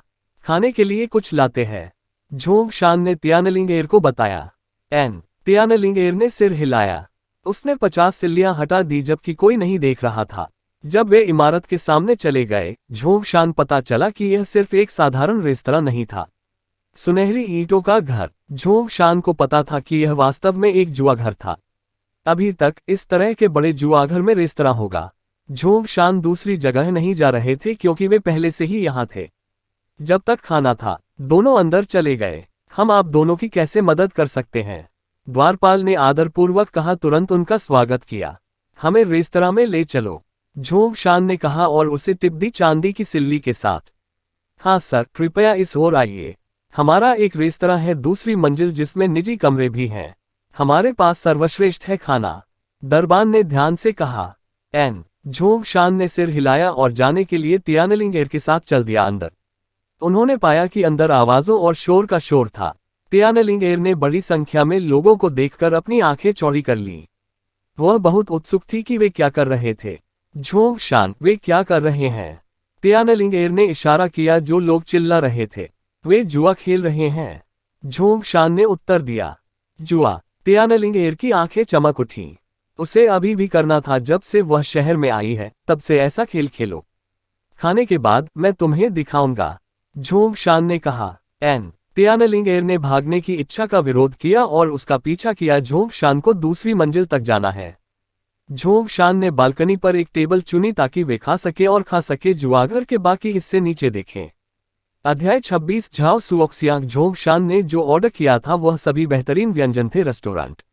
उसने मेनू की ओर देखा तक नहीं, सीधे आदेश दिया। वेटर बता सकता था कि उसके सामने 2 लोग या तो अमीर होंगे या कुलीन होंगे और उसने खुशी खुशी ऑर्डर ले लिया। कुछ ही देर बाद बर्तन आ गए। तियानलिंगेर ने बिना सोचे समझे अपनी आंखों के सामने कुछ टुकड़े खा लिए। नीचे जुए की मेज पर लगा रहा। हर बार जब जुआरी चिल्लाते थे तो ये तियानलिंगेर को लगातार याद दिलाने जैसा था, उसे बताता था कि खेल कितना मजेदार था। झोंग शान ने हंसते हुए अपना सिर हिलाया। हर पहली बार आने वाले के लिए एक जुए के घर में भी प्रतिक्रिया वैसी ही थी। फिर भी वे नहीं जानते थे कि आकर्षण कितना घातक था। जल्दी करो, खाओ, तियानलिंगेर ने झोंग शान को जल्दबाजी दी। जब झोंग शान कुछ कहने ही वाला था तो उसने भौहें चढ़ा ली और बहुत दूर नहीं एक मेज की ओर देखा। झोंग शान के बाद से उसने महसूस किया था कि उस मेज पर बैठा आदमी उसे घूर रहा था। उस मेज पर व्यंजन उनके जैसे ही अच्छे थे। एक जोरदार लगभग 30 वर्ष का एक आदमी सफेद वस्त्र पहने हुए उस मेज पर बैठा था। मेज पर एक भाला रखा हुआ था, एक चांदी जैसा सफेद लंबा भाला, एक जादुई वस्तु। झोंग शान केवल एक नजर से बता सकता था कि भाला एक था कोंग लिंग रत्न से बनी जादुई वस्तु। उस आदमी के हाथ में इस वक्त शराब का प्याला था। वह झोंग शान की ओर देखा, थोड़ा सा घबराया, फिर अचानक अनिश्चितता से बोला, झोंग शान। यह आदमी उसे तुरंत पहचान सकता है। जैसा वह अब था, झोंग शान की शक्ल वैसी ही थी जैसी वह 30 साल की उम्र में थी। यहाँ तक कि उनके दत्तक पुत्र भी उन्हें नहीं पहचान सके। झोंग शान ने गंभीरता से इस आदमी को देखा। अचानक उसके मन में स्मृति उभर आई। यह 51 वर्ष पहले की बात है। झोंग शान ने बड़ी कठिनाइयां सहन की और आखिरकार पहुंच गए एक अमर विद्यालय का द्वार। वह स्कूल के शिष्य के रूप में स्वीकार किए जाने की भीख मांगने के लिए 3 दिन और 3 रातों तक गेट के सामने घुटनों के बल बैठा रहा। फिर भी स्कूल में कोई उसे नहीं ले गया। ये ड्रैगन गेट टूर्नामेंट का सीजन था जो था प्रत्येक 50 वर्ष में आयोजित किया जाता है। अपने नए सामान के साथ वापस आने वाले लोगों का तांता लगा हुआ था शिष्य, लेकिन उनमें से किसी ने भी झोंग शान पर कोई ध्यान नहीं दिया। उस समय ये वही आदमी था जो सफेद वस्त्र पहने हुए था, जो अपने मालिक के साथ वापस आया जिसने उसे ड्रैगन गेट टूर्नामेंट के लिए चुना था। उसने झोंग शान को गेट के सामने घुटने टेकते हुए देखा। मास्टर, आपने कहा था कि यह आदमी 3 दिनों तक यहाँ घुटनों के बल बैठा रहा, 3 रातें। इस आदमी ने पूछा। इस व्यक्ति का नाम झोंग शान है। उसमें अच्छे जन्मजात का अभाव है, प्रतिभा और उनके जीवनकाल में बहुत कुछ नहीं होगा, मालिक ने कहा। लेकिन वह दृढ़ है। इसके अलावा उन्होंने यहाँ 3 दिन तक घुटने टेके थे। अब गुरु, आप उसे अपना शिष्य क्यों नहीं बनाते? वह इसे बना पाएगा या नहीं यह उस पर निर्भर करेगा। सफेद लबादे वाले आदमी ने कहा। रुको झाओ सुओक्सियांग, यह एक अमर विद्यालय है, तुम्हारा नहीं नश्वर संसार में युद्ध क्षेत्र। दृढ़ रहने की क्षमता पर्याप्त नहीं है, मास्टर ने गुस्से में डांटा। जी श्रीमान। झाओ सुओक्सियांग ने सिर हिलाया। फिर उसने अपना सिर हिलाया, आह भरी, और अपने गुरु के पीछे अमर विद्यालय में चला गया। यही वह दिन था जब उसने अचानक इस आदमी झोंग शान को देखा। याद आ गई। उन दिनों उसके पास था कई अमर स्कूलों का दौरा किया, लेकिन यह आदमी एकमात्र ऐसा व्यक्ति था जिसने उसकी मदद करने की कोशिश की थी। भले ही वह अपने मालिक को सफलतापूर्वक नहीं मना सका, झोंग शान ने उसे हमेशा ध्यान में रखा था। झाओ सुओक्सियांग। झोंग शान तुरंत उठे और देखा ऊपर। हाँ, ये वास्तव में आप ही हैं, झोंग शान। झाओ सुओक्सियांग ने उठाया उसका भाला और ऊपर चला गया। वह बिना निमंत्रण के झोंग शान के ठीक बगल में बैठ गया। झोंग शान, ये कौन है? तियानलिंगेर ने तुरंत पूछा। Iron spear school, Zhao Suoxiang. Zhao ने तियानलिंग को उत्तर दिया। एर सीधे। Kiang school, तियानलिंगेर। तियानलिंगेर ने भी परिचय दिया स्वयं। किसी अन्य अमर विद्यालय के अन्य सदस्यों का स्वागत करने का यह सामान्य शिष्टाचार था। Kiang school. झाओ सुओक्सियांग ने झोंग शान की ओर देखा, काफी चकित। यह विश्वास करना कठिन था कि झोंग शान, जो मिल भी नहीं सका उन शुरुआती दिनों में कम अमर स्कूलों में से एक में, लेकिन अब वह महान अमर स्कूलों में से एक क्यांग स्कूल में था। झोंग शान जियोंग, बधाई हो। झाओ सुओक्सियांग तुरंत झोंग शान को बधाई दी। आपको भी, झोंग शान ने उत्तर दिया। झोंग शान, पने भोजन का आनंद लो, मैं देखने के लिए नीचे जाऊंगा। तियानलिंगेर अब और इंतजार नहीं कर सकता था। झोंग शान को बताने के बाद वह सीढ़ियों से नीचे उतर गई। झोंग शान ने ये देखते हुए मनोरंजन से अपना सिर हिलाया। तियानलिंगेर, ये ठीक होना चाहिए क्योंकि वह ठीक ऊपर बैठा था।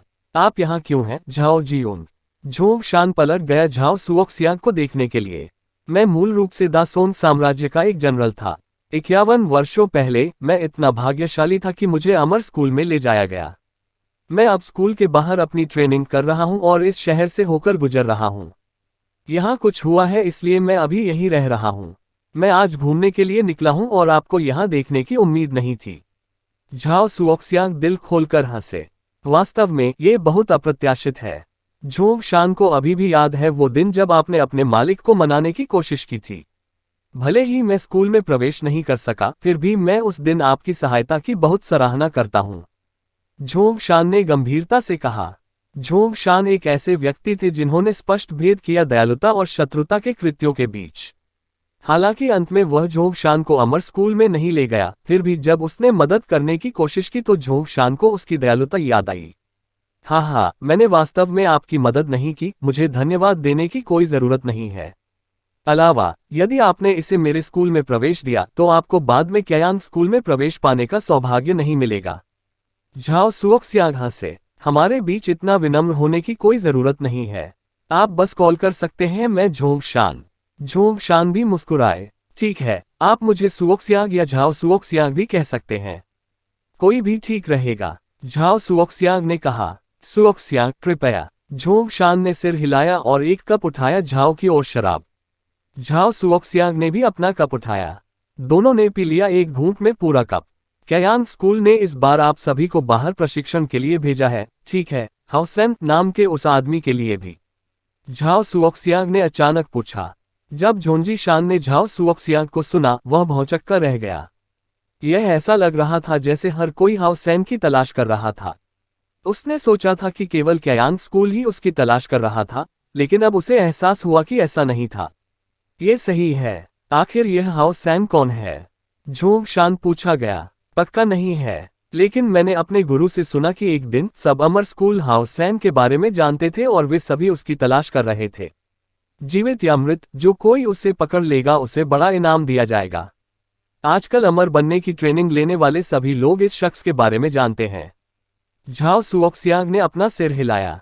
वे दोनों बातें करते रहे। नीचे लॉबी के प्रवेश द्वार पर काले कपड़े पहने एक व्यक्ति, वह अपनी पीठ पर तलवार लटकाए धीरे धीरे अंदर चला गया और कई लोग श्रद्धापूर्वक आगे बढ़ रहे थे। दरबान इस मेहमान का स्वागत करने वाला था, लेकिन उसने ऐसा किया जब उसने उन लोगों को देखा जो आगे बढ़ रहे थे तो वह अवाक रह गया। उनमें से एक गोल्डन ब्रिक हाउस का मालिक था। आमतौर पर दबंग बॉस अचानक इस काले कपड़े पहने आदमी के सामने विनम्रता से झुक रहा था। झाओ सुओक्सियांग कहाँ है? बस काला लिबास वाला आदमी पूछा गया। वह दूसरी मंजिल पर है। वह दूसरी मंजिल पर खाना खा रहा है, मालिक ने तुरंत उत्तर दिया। काले कपड़े पहने आदमी ने सिर हिलाया और उसका पीछा करने वाला था। मालिक को ऊपर जाना है।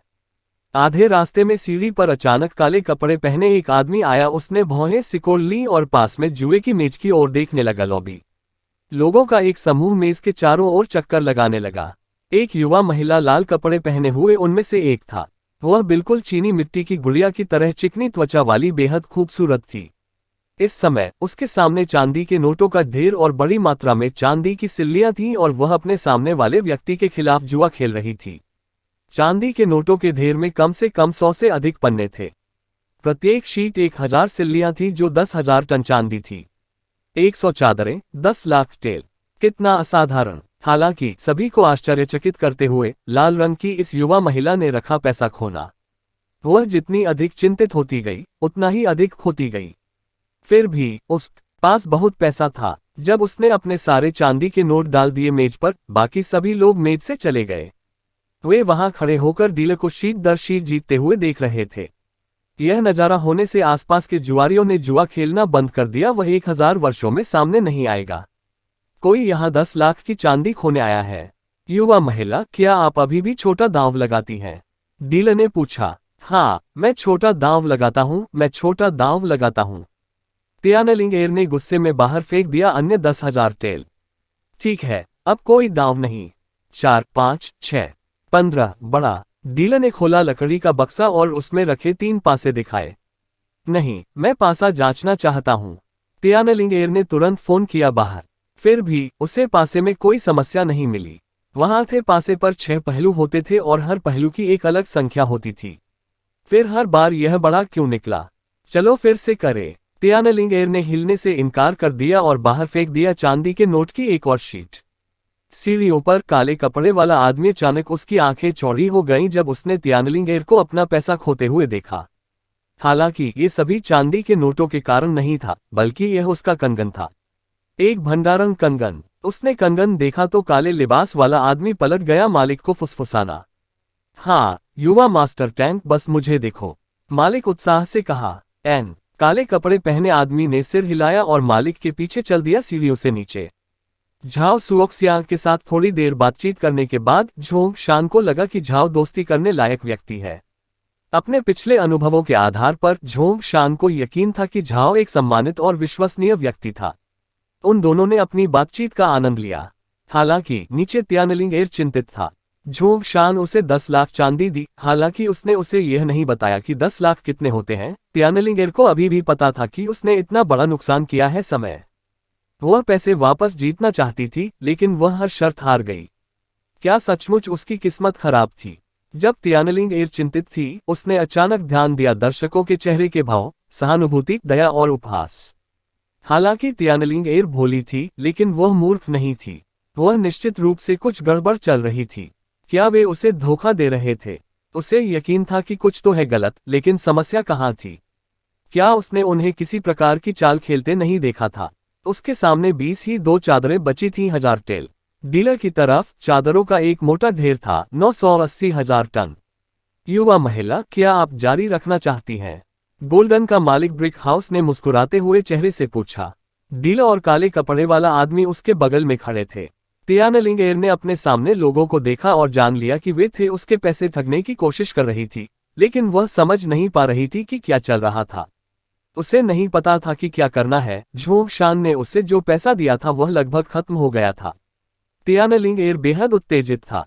इस बारे में क्या ख्याल है, युवा महिला? अगर आपके पास कुछ भी मूल्यवान है, उदाहरण के लिए आपका कंगन, आप इसे चांदी की तरह ही उपयोग कर सकते हैं।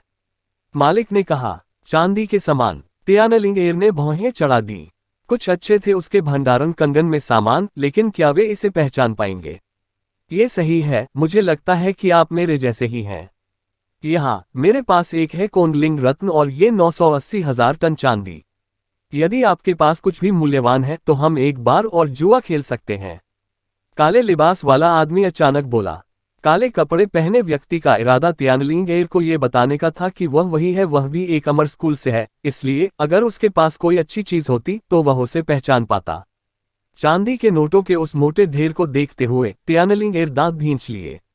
उसे वास्तव में उस कोंडलिंग की परवाह नहीं थी रत्न, लेकिन वे चांदी के नोट, हालांकि वह उनकी वास्तविक कीमत नहीं जानती थी, वे झोंग शान के थे। झोंग शान ने उसे अपनी इच्छानुसार उन्हें खर्च करने की इजाजत दी थी, लेकिन वह उन सभी को इस तरह खोना नहीं चाहती थी। तियानलिंग एर नहीं चाहता था, वास्तव में नहीं चाहता था। क्या उसे दांव लगाना चाहिए या नहीं? आरंभ में उसने कुछ हाथ जीते थे, हो सकता है शायद अगले हाथ भी वह जीत जाए।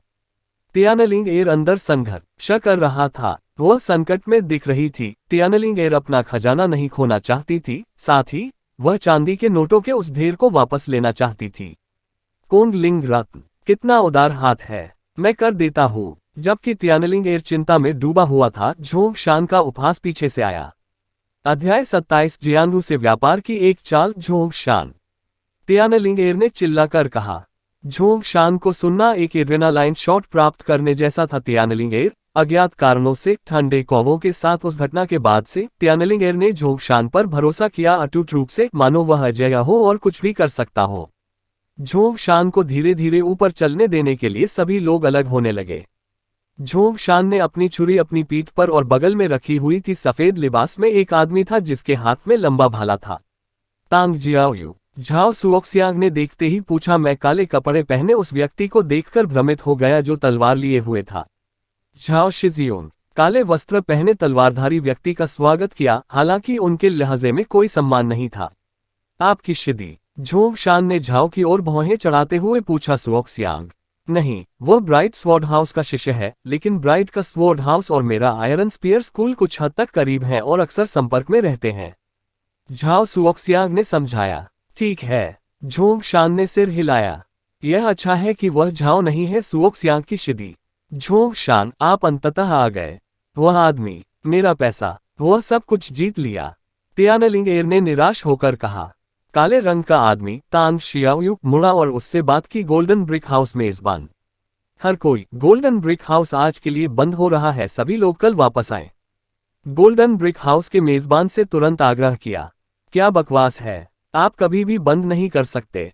हमने नहीं किया, अभी बहुत देखा है। सभी से शिकायत की, अव्यवस्थित ढंग से। हालांकि सभी को तुरंत बाहर निकाल लिया गया। अंदर केवल 6 लोग बचे थे। मेजबान, द डीलर, तांग शियाओयू, तियानलिंग एर, झोंग शान और झाओ सुओक्सियांग। चूंकि आप झाओ शिक्सियन के दोस्त हैं तो मैं आपको जाने दूंगा।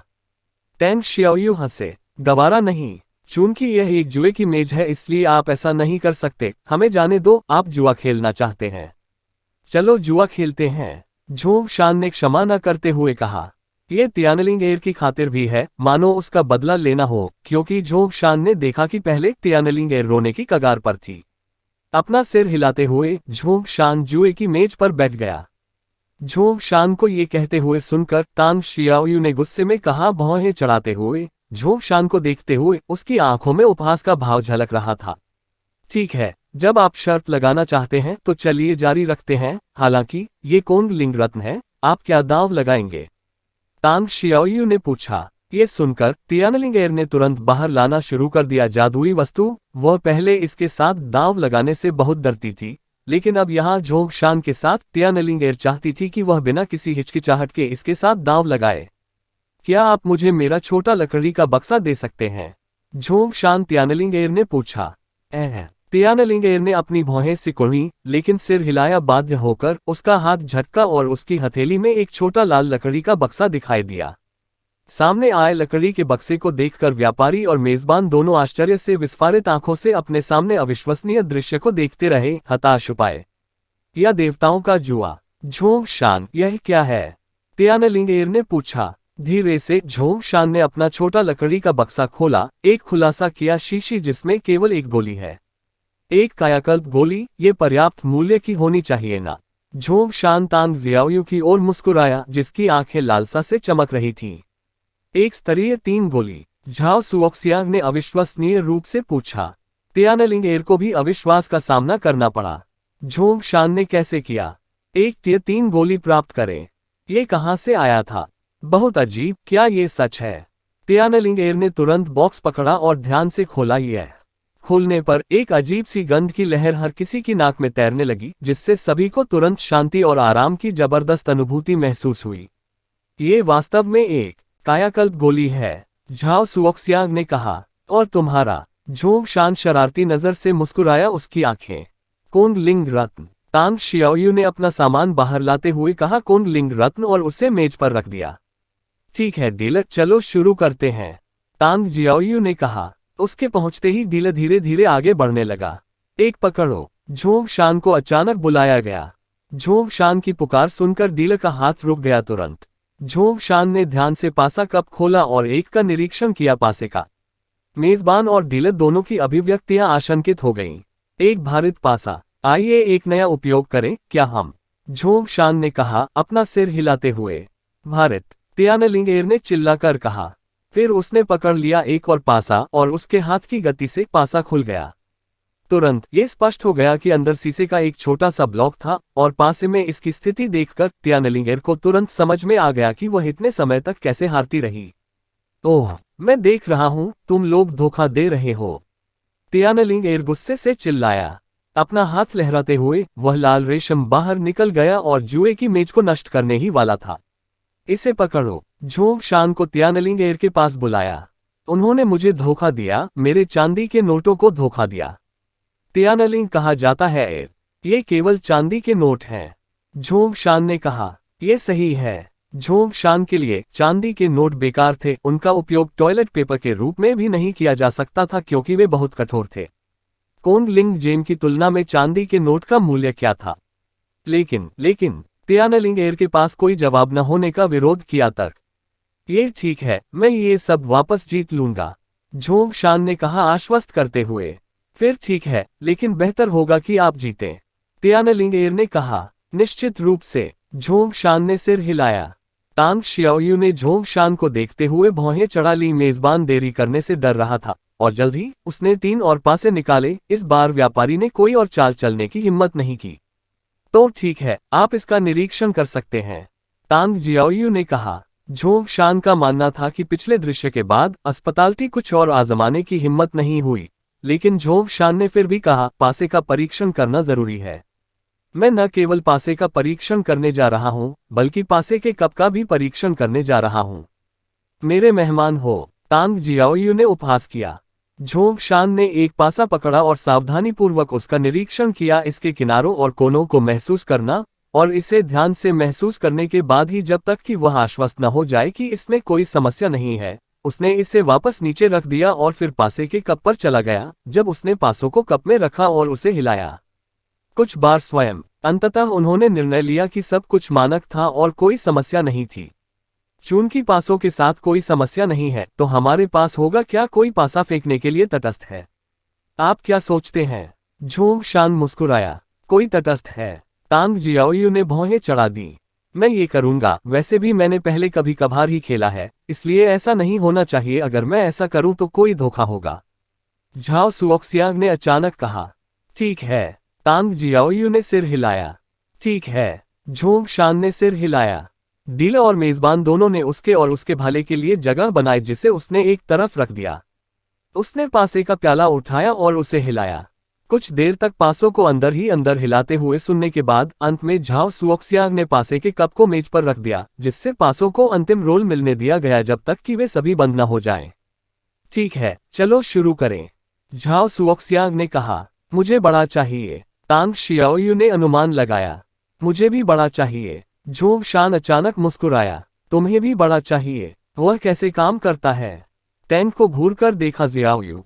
कैसे रहेगा, हम संख्या का अनुमान लगाते हैं, देखें कौन अधिक सटीक है। झोंग शान ने अर्थपूर्ण मुस्कान के साथ कहा। जो नंबर, आप इसका अनुमान कैसे लगा सकते हैं? तांग ने पूछा जियाओ तुरंत। तो अगर मैं इसका सही अनुमान लगाऊं तो क्या होगा? झोंग मुस्कुराया। शान, सही अंदाजा लगाओ। यदि आपने सही अनुमान लगाया तो आप जीत गए, लेकिन अगर तब नहीं। तांग शियाओयू ने झोंग शान को देखते हुए उपहास किया। ठीक है, अगर मैं सही अनुमान नहीं लगाता तो स्वाभाविक रूप से आप जीत जाते हैं। झोंग शान मुस्कुराया। ठीक है। तांग जियाओयू ने तुरंत उत्तर दिया, अगर उसने ऐसा नहीं किया इससे सहमत हो जाओ तो वह मूर्ख होगा। संख्या का अनुमान लगा रहे हैं? क्या मजाक है? इतने सारे पासों के साथ संख्या का अनुमान लगाना कैसे संभव हो सकता है? तो ठीक है, झोंग शान ने कहा। उसी समय तियानलिंगेर ने अचानक झोंग शान को पकड़ लिया आस्तीन और झोंग शान को चिंतित रूप से देखा। अनुमान लगाना, ये कैसे संभव होगा? वह पहले एक बार भी इसका सही अनुमान नहीं लगा सकी। 4 6 14 बड़े, झोंग शान ने कहा। ये कहने के बाद झाओ सुओक्सियांग को संदेह की भावना हुई, जैसा कि वह था धीरे से पासे का प्याला उठाया। उस पल हर कोई प्रत्याशा से देख रहा था, नतीजे का इंतजार है। जबकि तियानलिंगेर मूल रूप से झोंग शान की आस्तीन को हल्के से पकड़ रही थी, अब वह उसे पकड़ रही है। चिंता इतनी कि आस्तीन लगभग फट जाएगी। 4 6 14 बड़े, जिस क्षण पासे का प्याला उठाया गया, हर कोई उठा स्तब्ध। 14 अंक, ये वास्तव में 14 अंक था। हम जीत गए, हम जीत गए, तियानलिंगेर ने उत्साहपूर्वक कहा, झोंग शान को पकड़कर रखते हुए ऊर्जावान ढंग से ऊपर नीचे उछला आस्तीन। उसका चेहरा भाव से लाल था और वह बार बार चिल्ला रही थी, हम जीत गए, हम जीत गए, हमने सब कुछ वापस जीत लिया। झोंग शान, तुम अच्छे हो, झाओ सुओक्सियांग ने गुस्से में कहा। जब उसने झोंग शान को देखा तो उसे अविश्वास हुआ। केवल भाग्य, झोंग शान ने अपना सिर हिलाते हुए कहा। हालांकि उस समय जो कोई भी मूर्ख नहीं था, उसने उस पर बिल्कुल भी विश्वास नहीं किया। उसके शांत होने के बाद तियानलिंगेर तेजी से मेज की ओर बढ़ी, इसे दांव से साफ कर दिया। तियानलिंगेर, तांग द्वारा कोंग लिंग जेम को लेते हुए देखना जियाओयू को दिल का दर्द महसूस हुआ। उसी समय उसने जहरीली अभिव्यक्ति के साथ झोंग शान को देखा। झोंग शान, ऐसा लग रहा है कि मौसम खराब हो रहा है, जल्द ही भारी बारिश हो सकती है। बेहतर होगा कि आप जल्द ही रहने के लिए कोई जगह ढूंढ लें, या आप मेरे घर आ सकते हैं और हम ठीक से मिल सकेंगे। झाओ सुओक्सियांग ने मुस्कुराते हुए पेशकश की। ठीक है, झोंग शान ने सिर हिलाया। झाओ सुओक्सियांग को ये कहते हुए सुनकर तांग जियाओयू ने भौहें चढ़ा दी। उसकी आंखें चमक उठी, मानो उसने कोई अच्छा विचार सोचा हो।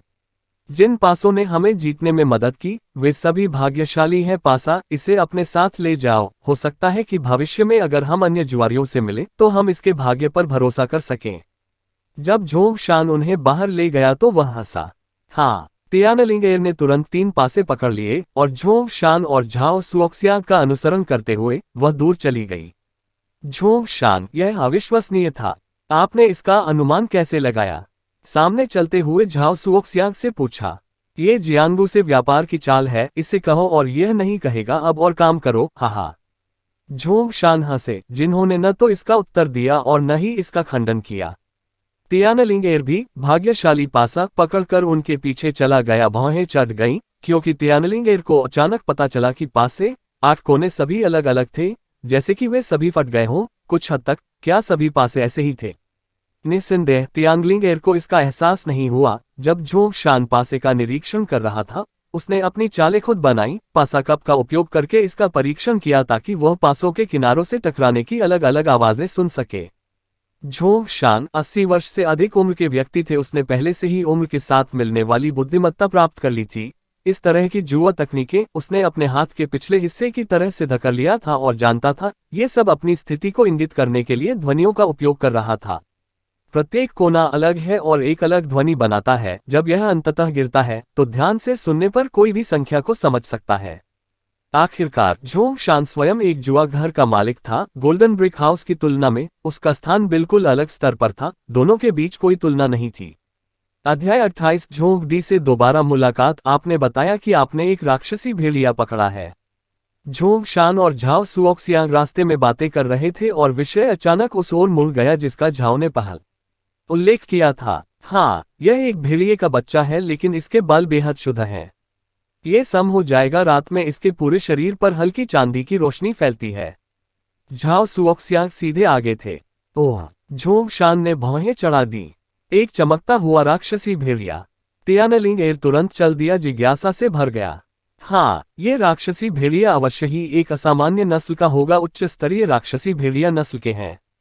उच्च स्तर की नस्ल होने के कारण इसका रक्त या आंतरिक कोर जो बाद में पैदा होगा वह संभवतः काफी असाधारण होगा। झाओ सुओक्सियांग ने भौहें सिकुड़कर जवाब दिया। ये सही है। पिछली बार किंगजी जिजी ने एक आग लोमड़ी पकड़ी थी। वह स्तर 3 की गोली बनाने के लिए फायर फॉक्स के खून का उपयोग किया गया। तियानलिंग एर ने झोंग शान को समझाया। फिर आपको बधाई, झोंग शान ने मुस्कुराते हुए कहा। अरे बहुत बुरा, मैं अकेला नहीं था जिसने इसकी खोज की। मैं था 4 अन्य लोगों के साथ जब हमें यह मिला। वह तांग ज़ियाओयू पहले उनमें से एक था, इसलिए मुझे नहीं पता कि आखिर में इस राक्षसी भेड़िए का क्या होगा। झाओ सुओक्सियांग ने अपना सिर हिलाया और कहा, ओह, आपने इसे दूसरों के साथ खोजा। झोंग शान ने भौहें चढ़ा दी। हाँ, हम उस दिन एक घाटी में थे। हमें ये देखने को मिला एक छोटी झील के बगल में। तो स्वाभाविक रूप से हम पांचों ने मिलकर इसकी खोज की। जहां तक ये बात है कि हम इसे हम पांचों के बीच कैसे बांटने की योजना बना रहे हैं, हमें तब तक इंतजार करना होगा जब तक हमें अपने दोनों स्कूलों से कियानबेई नहीं मिल जाता, ताकि हम ये पहचान सके कि राक्षसी भेड़िया कितना मूल्यवान है। फिर हमें यह तय करना होगा कि क्या इसे कुछ वस्तुओं के साथ व्यापार करना है या भेड़िए को बराबर टुकड़ों में काट देना है। झाओ सुओक्सियांग ने कहा। झाओ सुओक्सियांग से सुनकर झोंग शान बस कल्पना कर सकता था राक्षसी भेड़िया कितना मूल्यवान हो सकता है। झाओ के अनुसार ये राक्षसी भेड़िया कम से कम लेवल 3 की गोली के लायक था, या उससे भी अधिक लेवल 4 की गोली के लायक था। यह उचित ही था कि कोई नहीं भेड़िए का मूल्य तय करने में जल्दबाजी करना चाहता था।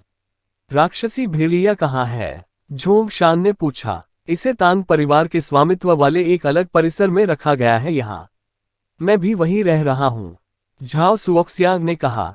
तांग परिवार हजारों साल पुराने महानों में से एक दासोन साम्राज्य के परिवार।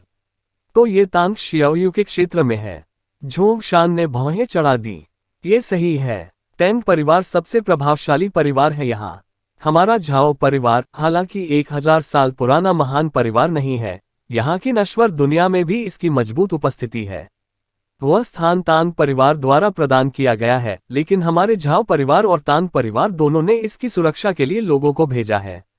यह अच्छा होना चाहिए, झाओ सुओक्सियांग ने समझाया। क्या आपने यह नहीं कहा कि 4 अन्य लोग भी थे? तांग जियाओयू है एक, बाकी 3 आपके आयरन स्पीयर स्कूल से हैं। झोंग शान ने पूछा। नहीं, अन्य 3 तांग जियाओयू के शिक्सियोनेग और शिदी हैं ब्राइट स्वॉर्ड हाउस से, झाओ सुओक्सियांग ने उत्तर दिया। ओह! झोंग शान ने अपनी आंखें मूंद ली और कहा, यह दिख रहा है झाओ सुओक्सियांग एक नुकसानदेह स्थिति में था। झाओ सुओक्सियांग ने झोंग शान की चिंता को समझ लिया और जारी रखा। ब्राइट स्वॉर्ड हाउस के 4 लोगों में से केवल 2 ने 51 साल पहले मेरे जैसे ही अमर स्कूल में प्रवेश किया था। टैंग जियाओयू और अन्य ने केवल 1 वर्ष पहले प्रवेश किया था। वे मेरी चिंता का विषय नहीं है। झोंग शान ने सिर हिलाया। कुछ ही देर में वे बड़े मकान पर पहुंचे। ये था अलग परिसर जिसका उल्लेख झाओ ने किया था। सामने गेट पर गार्ड थे। उनके प्रवेश करने के बाद झाओ के बाद झोंग शान को पता चला कि परिसर के अंदर विभिन्न छिपे हुए स्थानों पर भी तीरंदाज तैनात थे। इसमें कोई आश्चर्य नहीं कि यह एक महान परिवार था। उन्होंने हर चीज के बारे में सोचा था। वे तीनों आने के लिए धीरे धीरे कुछ मार्गों से गुजरे। परिसर के मध्य में एक यार्ड में, आंगन के मध्य में एक बड़ी मेज के ऊपर एक था विशाल कांच का डिब्बा। बक्से के अंदर लगभग 1 फुट लंबा एक छोटा चांदी जैसा सफेद भेड़िया था। भेड़िए के बच्चे का पूरा शरीर सफेद था और उसके बाल बेहद शुद्ध थे। अभी तक ये बिना किसी ऊर्जा के डिब्बे के अंदर पड़ा हुआ था। उसकी आंखों में तीव्र भय था, उस शरीर हल्का हल्का कांप रहा था। ऐसा लगता था कि उसे पता था कि एक कठिन भविष्य उसका इंतजार कर रहा है। ये वह उच्च स्तरीय राक्षसी भेड़िया है। इसे प्रशिक्षित करने की आवश्यकता नहीं है। यह अन्य सामान्य राक्षसी भेड़ियों की तुलना में उच्च स्तर के रक्त के साथ पैदा होता है। यदि यह अपनी शक्ति विकसित करता है तो यह और भी अधिक शक्तिशाली होगा। हम इसे हड्डी मुलायम करने वाला पाउडर दे रहे हैं ताकि ये दूर न जा सके। झाओ सुओक्सियांग ने भेड़िए की ओर इशारा किया। तियानलिंग तुरंत वहां गया और उसकी जांच की। इसे यहाँ क्यों रखा? झोंग शान ने अंदर भेड़िए के बच्चे को देखा, बक्सा भौहें सिकोड़कर पूछा। चारों ओर हम दोनों परिवारों के पहरेदार हैं, इसका नजर रखना आसान है, झाओ ने उत्तर दिया। झाओ को सुनने के बाद झोंग शान को कारण समझ में आया। व्यवस्था केवल चोरों को दूर रखने के लिए नहीं थी, बल्कि ब्राइट स्वॉर्ड हाउस से उन चारों पर नजर रखने के लिए भी थी। यह अफसोस की बात है, भेड़िए का बच्चा बहुत छोटा है। यदि मुझे ये पहले मिल गया होता तो मैं केवल कुछ गोलियां बनाने के लिए इसे नहीं पकड़ूंगा, तियानलिंग ने सहानुभूतिपूर्वक कहा। ओह, तो फिर आप इसका क्या करेंगे? झोंग शान चला गया और हंसते हुए कहा, निश्चित रूप से इसे जाने दो, ये बहुत छोटा है, तियानलिंग ने गंभीरता से कहा। तुरंत उसके खत्म होने के तुरंत बाद अचानक एक व्यंग्य की आवाज आई, कमरा ज्यादा दूर नहीं, जाने देना, लेवल 4 की गोली, इसे जाने दो। उन्होंने आवाज का पीछा करते हुए देखा, दो आदमी धीरे धीरे चल रहे थे वहां कमरे से बाहर। उन दोनों की पीठ पर टैंक की तरह ही तलवारें थी। जियाओयू वे झोंग शान की ओर चल पड़े। वांग जियोन, झाओ सुओक्सियांग ने सामने वाले व्यक्ति का अभिवादन किया। जाहिर है ये वही शख्स था जिसने 51 साल पहले अमर स्कूल में प्रवेश लिया था। उसकी ताकत झाओ के समान ही होनी चाहिए। जहां तक दूसरे व्यक्ति की बात है, झाओ सुओक्सियांग ने कोई भुगतान नहीं किया उस पर ध्यान। हालांकि झोंग शान दूसरे व्यक्ति को घूर रहा था। जब झोंग शान ने उस व्यक्ति को देखा तो अचानक आश्चर्य हुआ, उसकी आंखों में गुस्सा। उसे अपना गुस्सा दबाने के लिए गहरी सांस लेनी पड़ी। कम से कम वह इसे अपने चेहरे पर जाहिर नहीं होने देने में कामयाब रहे। झोंग डी, वह अविवाहित झोंग डी, झोंग शान का दत्तक पुत्र। झोंग शान उसे ड्रैगन गेट टूर्नामेंट में ले आए और उन्हें एक अमर स्कूल द्वारा चुना गया। फिर भी अंत में उसने झोंग शान को छोड़ दिया था। इससे भी बुरी बात यह थी कि जब झोंग शान के सबसे बड़े दत्तक पुत्र झोंग तियान ने उसे डांटा तो झोंग डी ने अपने मालिक को भी झोंग तियान को देने के लिए उकसाया। चेतावनी, द ब्राइट स्वॉर्ड हाउस। ये पता चला कि झोंग डी के पास था मधुमक्खी एंड ब्राइट स्वॉर्ड हाउस द्वारा चयनित। झोंग डी को देखते हुए झोंग शान ने उसे दबाने की बहुत कोशिश की। जलता हुआ क्रोध केवल हल्के से उपहास किया। जब झोंग डी ने पास जाकर झोंग शान को देखा तो वह भी वहीं था, स्तब्ध। झोंग शान अब वैसे ही थे जैसे वह अपने 30वें दशक में दिखते थे। जब झोंग शान ने पहली बार झोंग डी को गोद लिया था तो वह बिल्कुल वैसा ही दिखता था जैसा अब दिखता है। इस प्रकार झोंग डी अभी भी उसे तुरंत पहचान सकता था। फिर भी झोंग डी बिल्कुल भी विश्वास नहीं करना चाहता था कि यह व्यक्ति उसका दत्तक पिता झोंग शान था। झोंग डी, झोंग शान ने ठंडे स्वर में हंसते हुए कहा। जब झोंग डी ने झोंग शान को सुना तो ऐसा लगा जैसे बाल्टी भरी हो उस पर ठंडा पानी डाला गया था। ये वह था, उसका दत्तक पिता। ऐसा कैसे हो सकता है? वह इतना छोटा कैसे हो सकता है? क्या उसने भी किसी अमर विद्यालय में प्रवेश लिया था? क्या उसने भी किसी अमर विद्यालय में प्रवेश लिया था? झोंग डी के माथे से बहुत ठंडा पसीना बह रहा था। हालांकि उसने फिर भी तुरंत पुकारा, फा एफ झोंग शान। अंत में पिता शब्द ने बाहर आने से इनकार कर दिया। उसने बस इतना ही कहा, उसका नाम पुकारा। अभिवादन के बाद झोंग डी अपनी नसों को आराम देने में सक्षम लग रहा था। हाँ, मुझे किस बात का डर है? मैं भी एक अमर स्कूल में हूँ। इसके अलावा मेरे पास बहुत बेहतर जन्मजात प्रतिभा है। वह भी एक झोंग है और आप एक दूसरे को जानते हैं। क्या आप दोस्त? तियानलिंग ने उत्सुकतावश तुरंत पूछा। झाओ सुओक्सियांग और दूसरे व्यक्ति को भी असामान्य महसूस हुआ झोंग शान और झोंग डी के बीच संबंध। उन्होंने भी दोनों को संदेह की दृष्टि से देखा।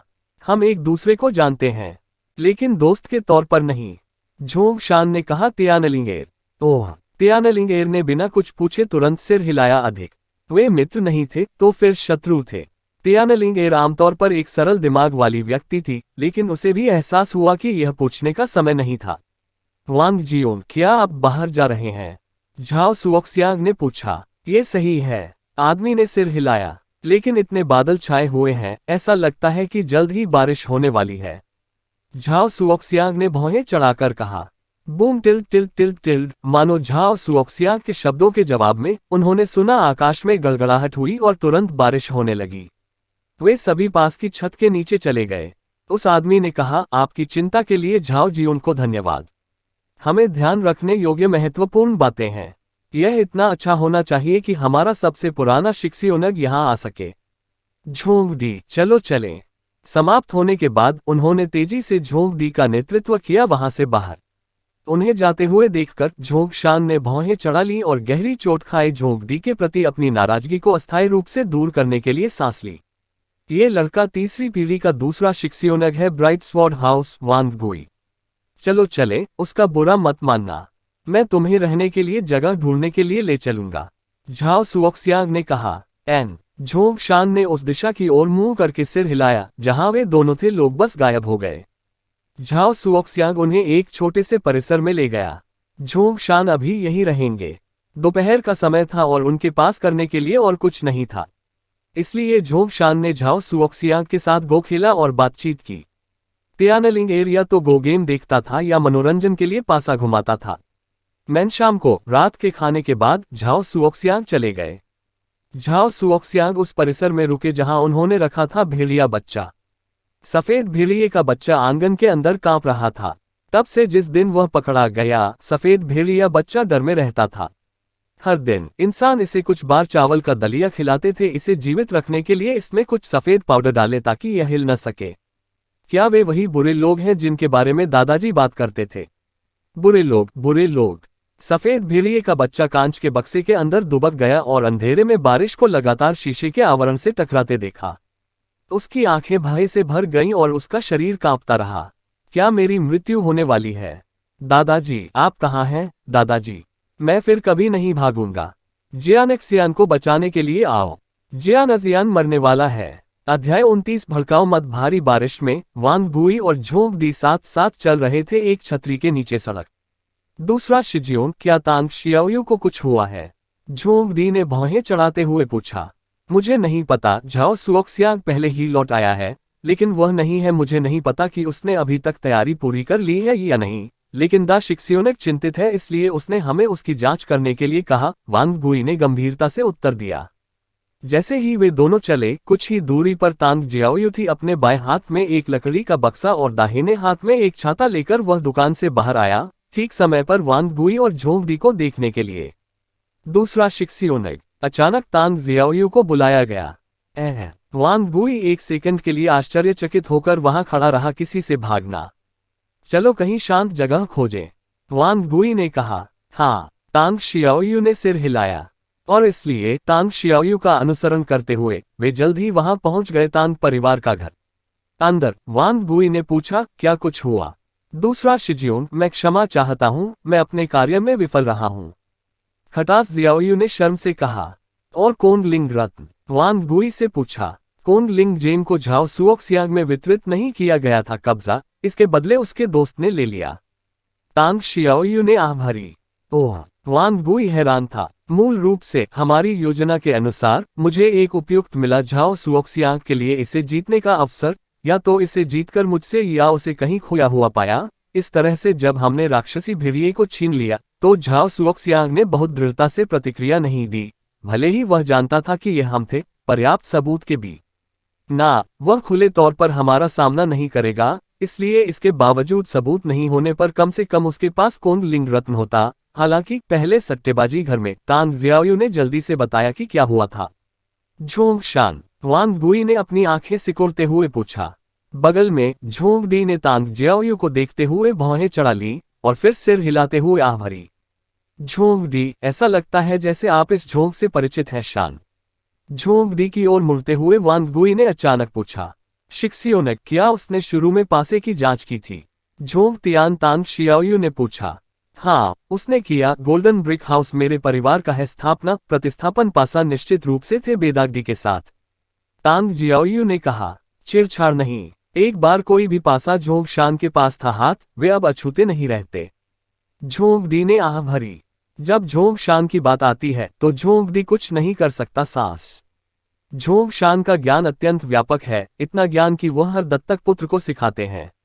वह प्रत्येक व्यक्ति को थोड़ा बहुत सिखाता है, लेकिन सब कुछ नहीं।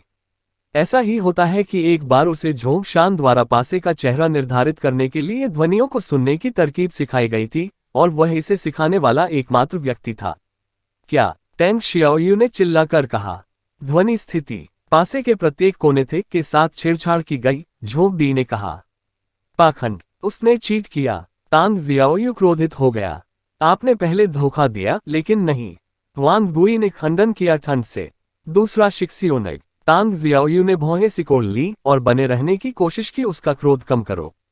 ये झोंग शान, वह कितना मजबूत है? वांग गुई ने झोंग से पूछा। 1.5 साल पहले वह हाउटियन के 10वें स्तर पर था, अमर विद्यालयों में प्रवेश करना चाहिए था। झोंग डी ने कहा, क्योंकि उसे भी नहीं पता था कि झोंग शान वर्तमान में कितना मजबूत है। 1 साल हुआ, फिर उसमें भी अच्छी जन्मजात क्षमता है, तो क्या? तांग शियाओयू ने जवाब दिया। मत करो शिजिउन, तुम्हें उसे कभी भी कम नहीं आंकना चाहिए। आप उसे उकसाना भी नहीं चाहिए। झोंग डी को तुरंत चेतावनी दी। ओह, वांग गुई ने अपनी आंखों में साजिश के संकेत के साथ पूछा। अगर मुझे ठीक से याद है, अतीत में झोंग शान के समय हाउटियन के 7वें स्तर पर था। जियानटियन का एक व्यक्ति था जिसने अपने दत्तक पुत्रों में से एक को मार डाला था। एक बार झोंग शान ने खबर सुनी। 3 दिन अपने बेटे का बदला लेने के लिए उस आदमी का सिर लेकर लौटने में 3 दिन लग गए, और पहले 2 दिनों तक वह अभी भी अपराधी की तलाश कर रहा था। दूसरे शब्दों में, 1 दिन के समय के भीतर उसने उस आदमी का सिर काट दिया। झोंग डी खत्म होने के बाद उसने गहरी सांस ली, साथ ही उसकी आंखों में आशंका भी थी। एक दिन हाउटियन का 7वां स्तर, और उसने एक आदमी का सिर काट दिया जियानटियन से। वांग गुई और तांग जियाओयू ने एक दूसरे पर नजर डाली। प्रत्येक के पास था उनकी आंखों में अविश्वास की अभिव्यक्ति। असंभव, वह हाउटियन के केवल 7वें स्तर पर था, वह संभवतः जियानटियन के किसी व्यक्ति का सिर नहीं काटा जा सकता था। तांग जियाओयू ने कहा। हाउटियन में प्रशिक्षण शुरू करने वाले प्रत्येक व्यक्ति को स्वाभाविक रूप से समझ में आया कि दोनों के बीच शक्ति में क्या अंतर है। उसने उस आदमी का सिर कैसे काट दिया? वांग गुई से पूछा। यह स्पष्ट है, केवल ये कि वह गायब हो गया, और 1 दिन बाद वह गायब हो गया आदमी का कटा हुआ सिर लेकर वापस लौटे। इसलिए उसे न चिढ़ाओ, ऐसा न हो कि वह तुमको शत्रु ठहराए। झोंग डी को फिर से चेतावनी दी। चूंकि आपने उसे नहीं देखा, तो यह अनिश्चित हो जाता है, शायद उसने उसकी मदद करने के लिए कोई मिल गया, और शायद मददगार जियानटियन से है। वांग गुई ने कहा। हाँ, शायद उसे ऐसा करने वाला कोई मिल गया था, ये बस था कि आपने इसे नहीं देखा। जियानटियन से कुछ लोगों को काम पर रखना कोई कठिन प्रयास नहीं है। तांग जियाओयू ने कहा। जियानटियन से लोगों को काम पर रखना, ऐसे ही धनवान अज्ञानी वह बात व्यक्ति इतनी आसानी से कह सकता है। झोंग डी उस समय झोंग शान की स्थिति को बहुत स्पष्ट रूप से समझा। जियानटियन, अगर उसने ऐसा किया भी, तो ड्रैगन गेट गॉच की पूरी घटना नहीं घटी होती। झोंग डी बस इतना ही कहने ही वाले थे कि उन्हें बीच में ही रोक दिया गया। बस उन चीजों के बारे में ये अटकलें जो आपने नहीं देखी, बहुत मतलब। चूंकि जादुई वस्तु अब उसके हाथ में है, तो उसे थोड़ा कष्ट दो और अंत में उसका सिर मुझे लाकर दो। वांग गुई को हत्या का आदेश दिया। पहला भाग सुनकर झोंग डी हस्तक्षेप करना चाहता था, लेकिन जैसे जैसे ही उन्होंने वांग गुई का अंतिम वाक्य सुना, झोंग डी चुप रहे। जिस क्षण से झोंग शान सामने आया, झोंग डी को पता था कि वह शांति से खाना भी नहीं खाएगा। झोंग शान बिल्कुल उसके भीतर के राक्षस की तरह है। अगर वह मर गया तो सब कुछ इतना आसान हो जाएगा। जी श्रीमान, तांग जियाओयू और झोंग डी ने उत्तर दिया। आसमान में अंधेरा था, बारिश हो रही थी, राक्षसी भेड़िया आंगन में था। अचानक एक दरवाजा खुला। अंदर से एक ढीले सफेद लबादे में एक आदमी सफेद तलवार पकड़े हुए बाहर निकला। भाई झाओ, आज रात बारिश होने वाली है। क्या आपने नहीं किया? क्या आप मेरी मूसलाधार वर्षा तलवार तकनीक देखना चाहते हैं? तो फिर मेरे साथ आओ, सफेद कपड़े पहने आदमी ने कहा।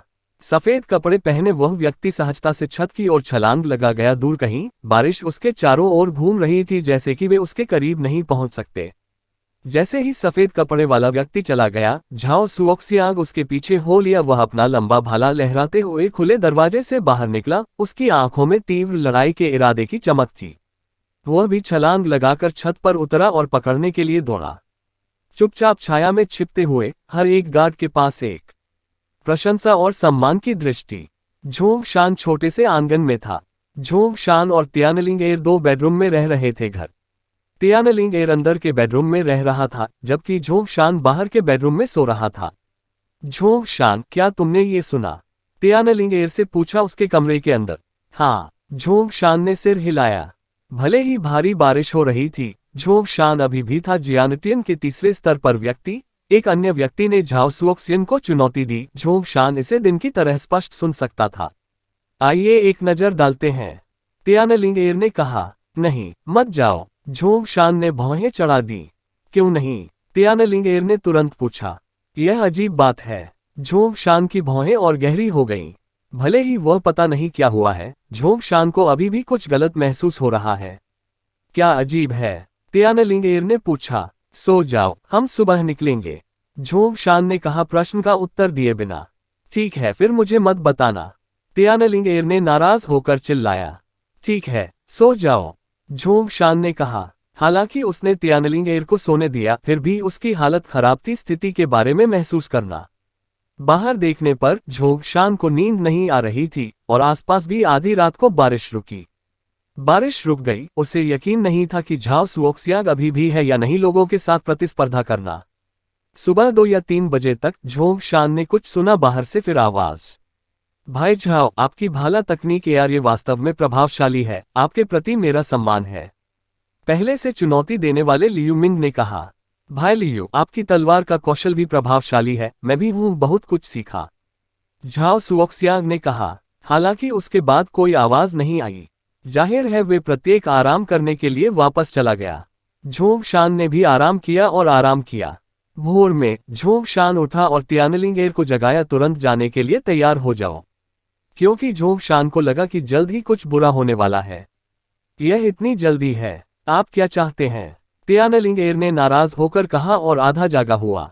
अरे नहीं, मदद करो, राक्षसी भेड़िया रूपांतरित हो गया है, राक्षसी भेड़िया रूपांतरित हो गया, कोई दूर से चिल्लाया। ये सुनकर झोंग शान को तुरंत कुछ बुरा पता चल गया। बस हुआ, तियानलिंग एर को भी तुरंत दिलचस्पी हो गई। राक्षसी भेड़िया बदल गया, इसका क्या मतलब है? तेजी से तियानलिंग एर ने अपने कपड़े ठीक किए और नहाए, नौकरानियों द्वारा लाए गए पानी के टब का उपयोग करते हुए, और फिर झोंग शान को पकड़ लिया और बाहर भाग गई। कुछ ही समय बाद वे आंगन के उस क्षेत्र में पहुंचे जहां राक्षसी भेड़िया था। उस समय सभी लोग आंगन में खड़े थे।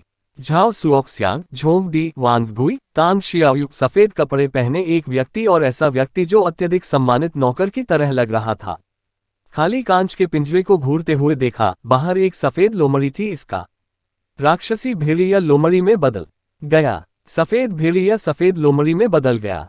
तियानलिंग एर से पूछा। जब उसने सफेद लोमड़ी को जमीन पर लेटे हुए देखा तो उसे अविश्वास हुआ। असंभव, भेड़िया तो भेड़िया है, किसी ने उसका अपहरण कर लिया है। झाओ सुओक्सियांग ने चौड़ी आंखों से कहा। अपहरण हो गया? ये कैसे हो सकता है? टैंगसी, मुझे बताओ क्या हो रहा है अभी। चालू, तांग शियाओयू ने अपने नौकर पर चिल्लाया। सबकी निगाहें उस आदमी पर टिक गईं, जिसका नाम टैंगसी है। वह बुरी तरह डरा हुआ था। वह तुरंत फर्श पर घुटनों के बल बैठ गया और कराहना शुरू कर दिया। मास्टर, मैं सिर्फ सफेद भेड़िए को चावल का सूप खिलाने आया हूँ, हमेशा की तरह, लेकिन जैसे ही मैं इसे बाहर लाया, ये बस यही बन गया, ये रूपांतरित हो गया। रूपांतरित? भेड़िया लोमड़ी में बदल गया है? टैंगसी हिलते ही चिल्लाया, जाहिर तौर पर अविश्वसनीय रूप से डरा हुआ। पिछली बार जब आपने इसे चावल का सूप खिलाया था तो इसमें कोई बदलाव नहीं आया था, पूछा झाओ सुओक्सियांग ठंड से। नहीं सर, कल बहुत बारिश हो रही थी, इसलिए रात के बाद बारिश रुक गई। मैंने इसे एक बार खिलाया, लेकिन उस समय यह अभी भी सफेद था। भेड़िया गार्ड वहां थे, उन्होंने उसे देखा, उस समय वह अभी भी एक भेड़िया था। तांगसी ने भयभीत होकर उत्तर दिया। इसका मतलब है किसी ने राक्षसी भेड़िए का अपहरण कर लिया। बारिश रुक गई। भाई लियू और मैं द्वंद्वयुद्ध कर रहे थे और सुबह 2 या 3 बजे ही लौटे, इसलिए जब हम वापस आए तो कोई भी इसे नहीं ले सकता था। इसका मतलब है कि जब बारिश रुकी तो आधी रात के आसपास या आधी रात से 2 बजे के बीच 2 घंटे के भीतर किसी ने सफेद भेड़िए को चुरा लिया। झाओ सुओक्सियांग ने ठंडे स्वर में कहा। यह आप ही थे, यह आप ही रहे होंगे। टैंग शियाओयू चिल्लाया, झोंग शान की ओर इशारा करते हुए। तांग जियाओयू के आरोप सुनकर झोंग शान की आंखें चमक उठी, दरारों तक सिमटा हुआ। और यह हम ही क्यों हैं? क्या आपके सिर में उस जोड़ी आंखों ने देखा? बस यही है क्या हम थे? तियानलिंग से रक्षात्मक ढंग से पूछा। आपने पहले कहा था, आपने कहा था कि यदि आपका कभी सामना होता है राक्षसी भेड़िया, आप निश्चित रूप से इसे मुक्त कर देंगे। यह आप ही रहे होंगे जिसने राक्षसी भेड़िए को मुक्त कराया होगा। तियानलिंग की ओर इशारा करते हुए टेंग शियाओयू चिल्लाया। हम्फ, और तुम्हारे कानों में से किसने ये सुना? मुस्कुराए झोंग शान ठंडे स्वर में। अब जब झोंग शान ने इसका उल्लेख किया तो तियानलिंग को याद आया जिस समय उसने ऐसा कहा तांग जियाओयू कहीं भी नहीं थी। हाँ, तुमने ये कहाँ से सुना होगा? पूछा तियानलिंग तुरंत। दूसरे शिजियोंग और झोंग डी ने ऐसा कहा, आप इससे इनकार नहीं कर सकते। तांग जियाओयू ने तुरंत उकसाया। जाहिर है, वह तेज तर्रार भी था। अध्याय 30 स्याही ब्रश, स्याही की छड़ी, कागज और स्याही का पत्थर। हमने नहीं किया। मैं उस समय बस अपने मन की बात कह रहा था। हम राक्षसी भेड़िए ने चोरी नहीं की। तियानलिंग ने गुस्से से चिल्लाकर कहा। तुमने नहीं किया? तो फिर राक्षसी भेड़िया कहाँ है? ये तुम हो सकते हो। आपने इसे मार डाला और इसे अपने स्टोरेज ब्रेसलेट में रख दिया। तांग जियाओयू ने तियानलिंग की ओर इशारा किया और चिल्लाया। तांग की बात सुनकर झोंग शान ने अपनी भौहें ऊपर उठाई। जियाओयू, उसे तुरंत पता चल गया कि क्या हो रहा है। टैंग सिर्फ तियानलिंग पर भेड़िए को आजाद करने का आरोप लगा रहा था, फिर भी अगले ही पल ये भेड़िए को मारने में बदल गया। ऐसा लग रहा था कि भेड़िए के गायब होने का तांग जियाओयू से कुछ लेना देना होगा। इसे किसी बाहरी व्यक्ति ने चुराया नहीं था। मैंने नहीं किया, मैंने नहीं किया। तियानलिंग चिंतित था। उसने उसे बाहर निकाला लाल रेशम, मानो वह तांग जियाओयू को मारना चाहती थी ताकि उसे अपना नाम साफ करने के लिए मजबूर किया जा सके। देखो देखो, मैं बस ये कह रहा हूं और आप पहले से ही इसे निकाल रहे हैं, आपकी जादुई वस्तु।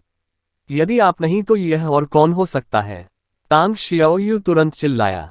सबसे पहले झाओ सुओक्सियांग को तियानलिंग पर संदेह नहीं था, वह और अधिक ब्राइट स्वॉर्ड हाउस के 4 लोगों पर शक हुआ।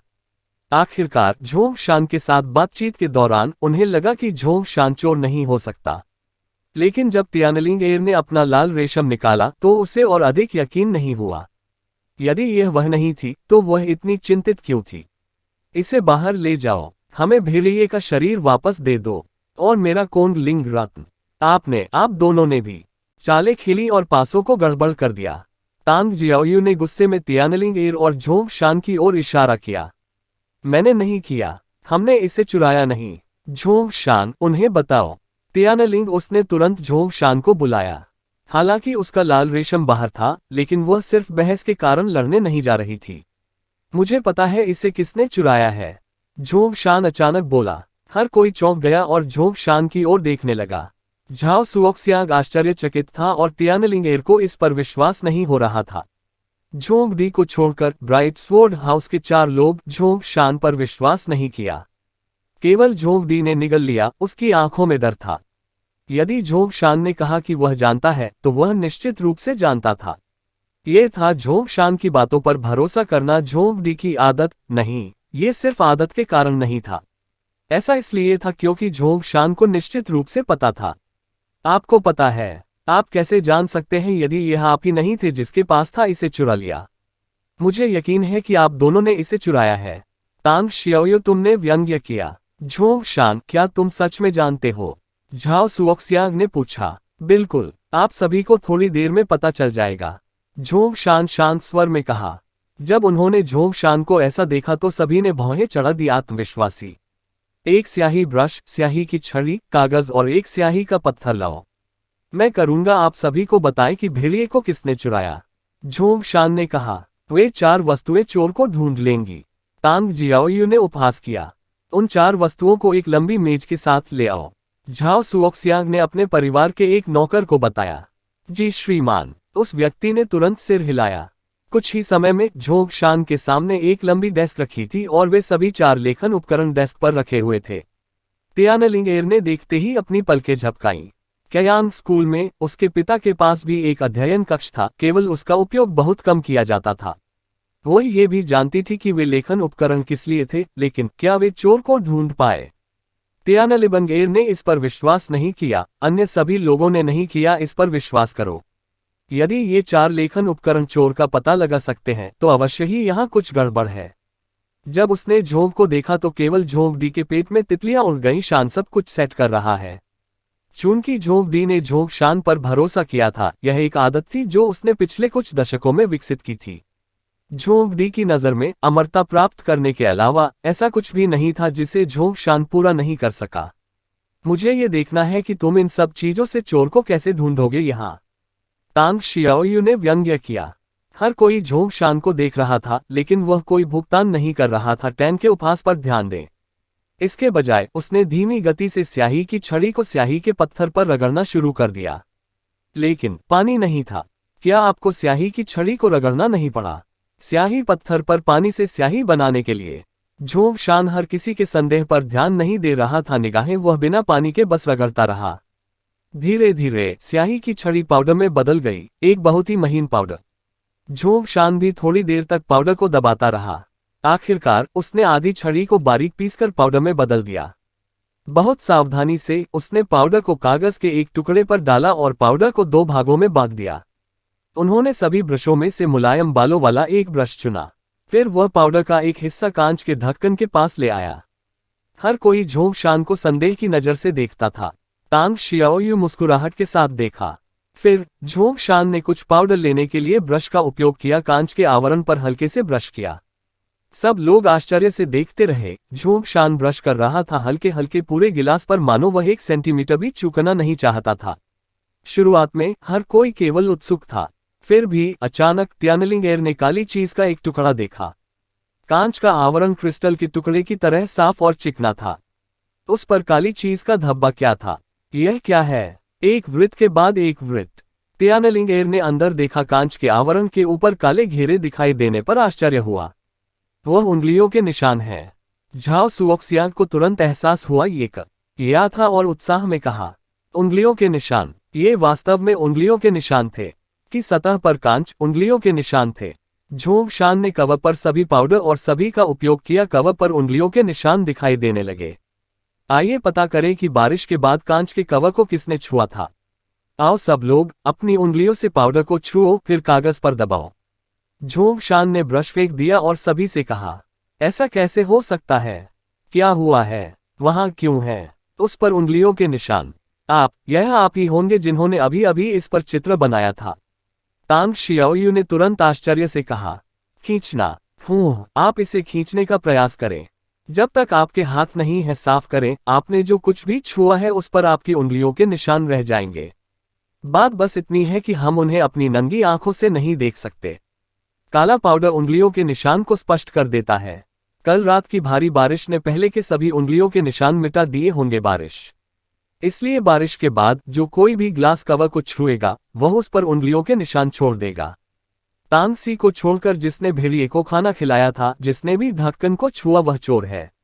अपने आप को संदिग्ध होने से बचाने के लिए आइए हम सब एक हाथ का निशान बनाएं। झोंक शान ने कहा। झोंक शान, तुम बहुत चतुर हो।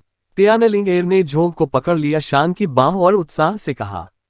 उसने कवर को कभी नहीं छुआ था, इसलिए निश्चित रूप से वहां नहीं होगा उस पर उसकी उंगलियों के निशान हो। झोंक शान ने सबसे पहले प्रदर्शित किया कि क्या करना है। उसने छुआ, अपनी सभी 10 उंगलियों से काला पाउडर डाला, फिर उन्हें कागज पर दबा दिया। त्यानलिंग एर ने तुरंत इसका अनुसरण किया। झाओ सुओक्सियांग ने भी ऐसा किया तुरंत।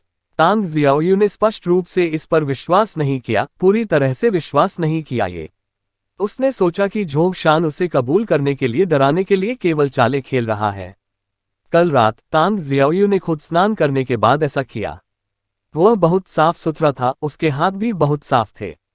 ये संभवतः कवर पर कोई निशान नहीं छोड़ सका। सभी ने कागज के टुकड़े पर अपनी उंगलियों के निशान छोड़े थे। त्यानलिंग एर ने प्रिंट का मिलान करने के लिए तुरंत कागज उठाया। आवरण। मैं समझ गया। ये तांग जियाओयू है। ये तांग जियाओयू है। त्यानलिंग एर उत्साह से चिल्लाया। वह इतनी खुश थी मानो उसने ही केस सुलझा दिया हो। असंभव, तांग शियाओयू ने अविश्वास में कहा। फिर तांग शियाओयू कांच के कवर की ओर भागी। वह नहीं कर सका, उस पर विश्वास करो जो उसने देखा था। यह असंभव है। आपने इसे कांच पर अवश्य खींचा होगा। ये होना चाहिए। तांग शियाओयू ने झोंक शान की ओर इशारा किया और वही आरोप जारी रखा। ओह, इस पर केवल आपकी उंगलियों के निशान हैं। वह कैसे सक्षम था इसे बनाओ। आओ यहाँ हर कमरे की तलाशी लो। झाओ सुओक्सियांग ने अपने भाले की ओर इशारा किया और गुस्से से कहा, असंभव। मैंने अपने हाथ साफ कर लिए थे। वे साफ थे। तांग जियाओयू चिल्लाया। झोंग शान ने अविश्वासी तांग जियाओयू को देखकर उपहास किया। धोकर साफ कर दिया। मानो अपने हाथ साफ करने से आपकी उंगलियों के निशान दिखने से बच जाएंगे। रुकना, लियू मिंग चिल्लाया। जारी रखना, झाओ सुओक्सियांग वापस चिल्लाया। आखिरकार यहाँ के आधे गार्ड झाओ परिवार से थे। उन्होंने निश्चित रूप से उसके आदेश का पालन किया, प्रत्येकों की ओर दौड़ पड़े कमरे। कमीने, लियू मिंग ने गुस्से में डांटा और तैयार हो गया उन्हें रोकने के लिए। जाओ। झाओ सुओक्सियांग ने लियू मिंग पर अपना भाला तान दिया। लियू जियोंग, तो वास्तव में आप ही लोग हैं जिन्होंने भेड़िए को चुराया है। झाओ सुओक्सियांग ने मांग की। मुझे यह मिला। एक गार्ड एक कमरे से बाहर भाग गया अपनी बाहों में राक्षसी भेड़िए के साथ। लियू मिंग, मैं विश्वास नहीं कर सकता कि यह वास्तव में आप हैं। हमारे समझौते के अनुसार आपके पास इस भेड़िए का कोई हिस्सा नहीं होगा। झाओ सुओक्सियांग ने अपनी आंखें मूंद ली, उनकी आंखों में दया की चमक थी। ये सब तुम्हारी वजह से। आओ धनुर्धारियों, उन्हें मार डालो। तांग जियाओयू तेज आवाज में चिल्लाया। तांग परिवार के कई गार्ड दालान से भागकर आए। तांग जियाओयू की चीख सुनने के बाद दूर से। झोंग शान ने उससे बहस नहीं की। उसने अपना छुरा उठाया। बुरा अनुभव। Mountain splitter. छुरी ने पूरी ताकत से काट डाला। फ्रेम करने का प्रयास कर रहा हूं हम। कहने को और कुछ नहीं था, बस उन्हें मार डालो। डांग टिल टिल टिल टिल टिल। तांग जियाओयू ने भी प्रतिक्रिया व्यक्त की। उसकी तलवार तेजी से झोंग पर लगी। शान।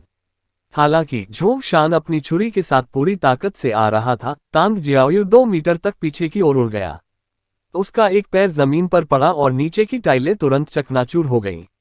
जियाटियन का तीसरा स्तर। हा। तांग जियाओयू भयावह रूप से झोंग शान पर अपनी तलवार भोंक दी।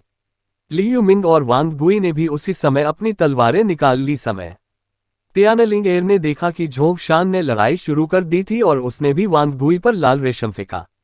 बैंग टिल टिल टिल टिल टिल। लाल रेशम भारी ताकत से उड़ गया। वांग गुई ने पहले ऐसा नहीं किया। तियानलिंग एर को गंभीरता से लें। जब लाल रेशम उसकी तलवार से टकराया, तब उसे एहसास हुआ कि वह मुसीबत में है। इस लड़की की ताकत कम से कम उसके बराबर थी। प्रहार के जोर से उसकी तलवार लगभग उसके हाथ से छूट गई। लियू मिंग, दफा हो जाओ। झाओ सुओक्सियांग के भाले ने गुस्से से इशारा किया। Liu Ming. धमक। खत्म। झोंग शान की छुरी से मुलाकात हुई। तांग जियाओयू की तलवार एक महान रैकेट बना रही है। दोनों लड़ते रहे। तांग जियाओयू जियानटियन के चौथे स्तर पर था, जबकि झोंग शान केवल तीसरे स्तर पर था। फिर भी झोंग शान की छुरी बहुत भयंकर थी। हालांकि झोंग शान तीसरे स्तर पर थे, लेकिन उनकी शक्ति चौथे स्तर तक पहुंच गई थी। इस समय झोंग शान ने अभी तक डेमोनिक बॉडी टोनिंग विधि का उपयोग भी नहीं किया था।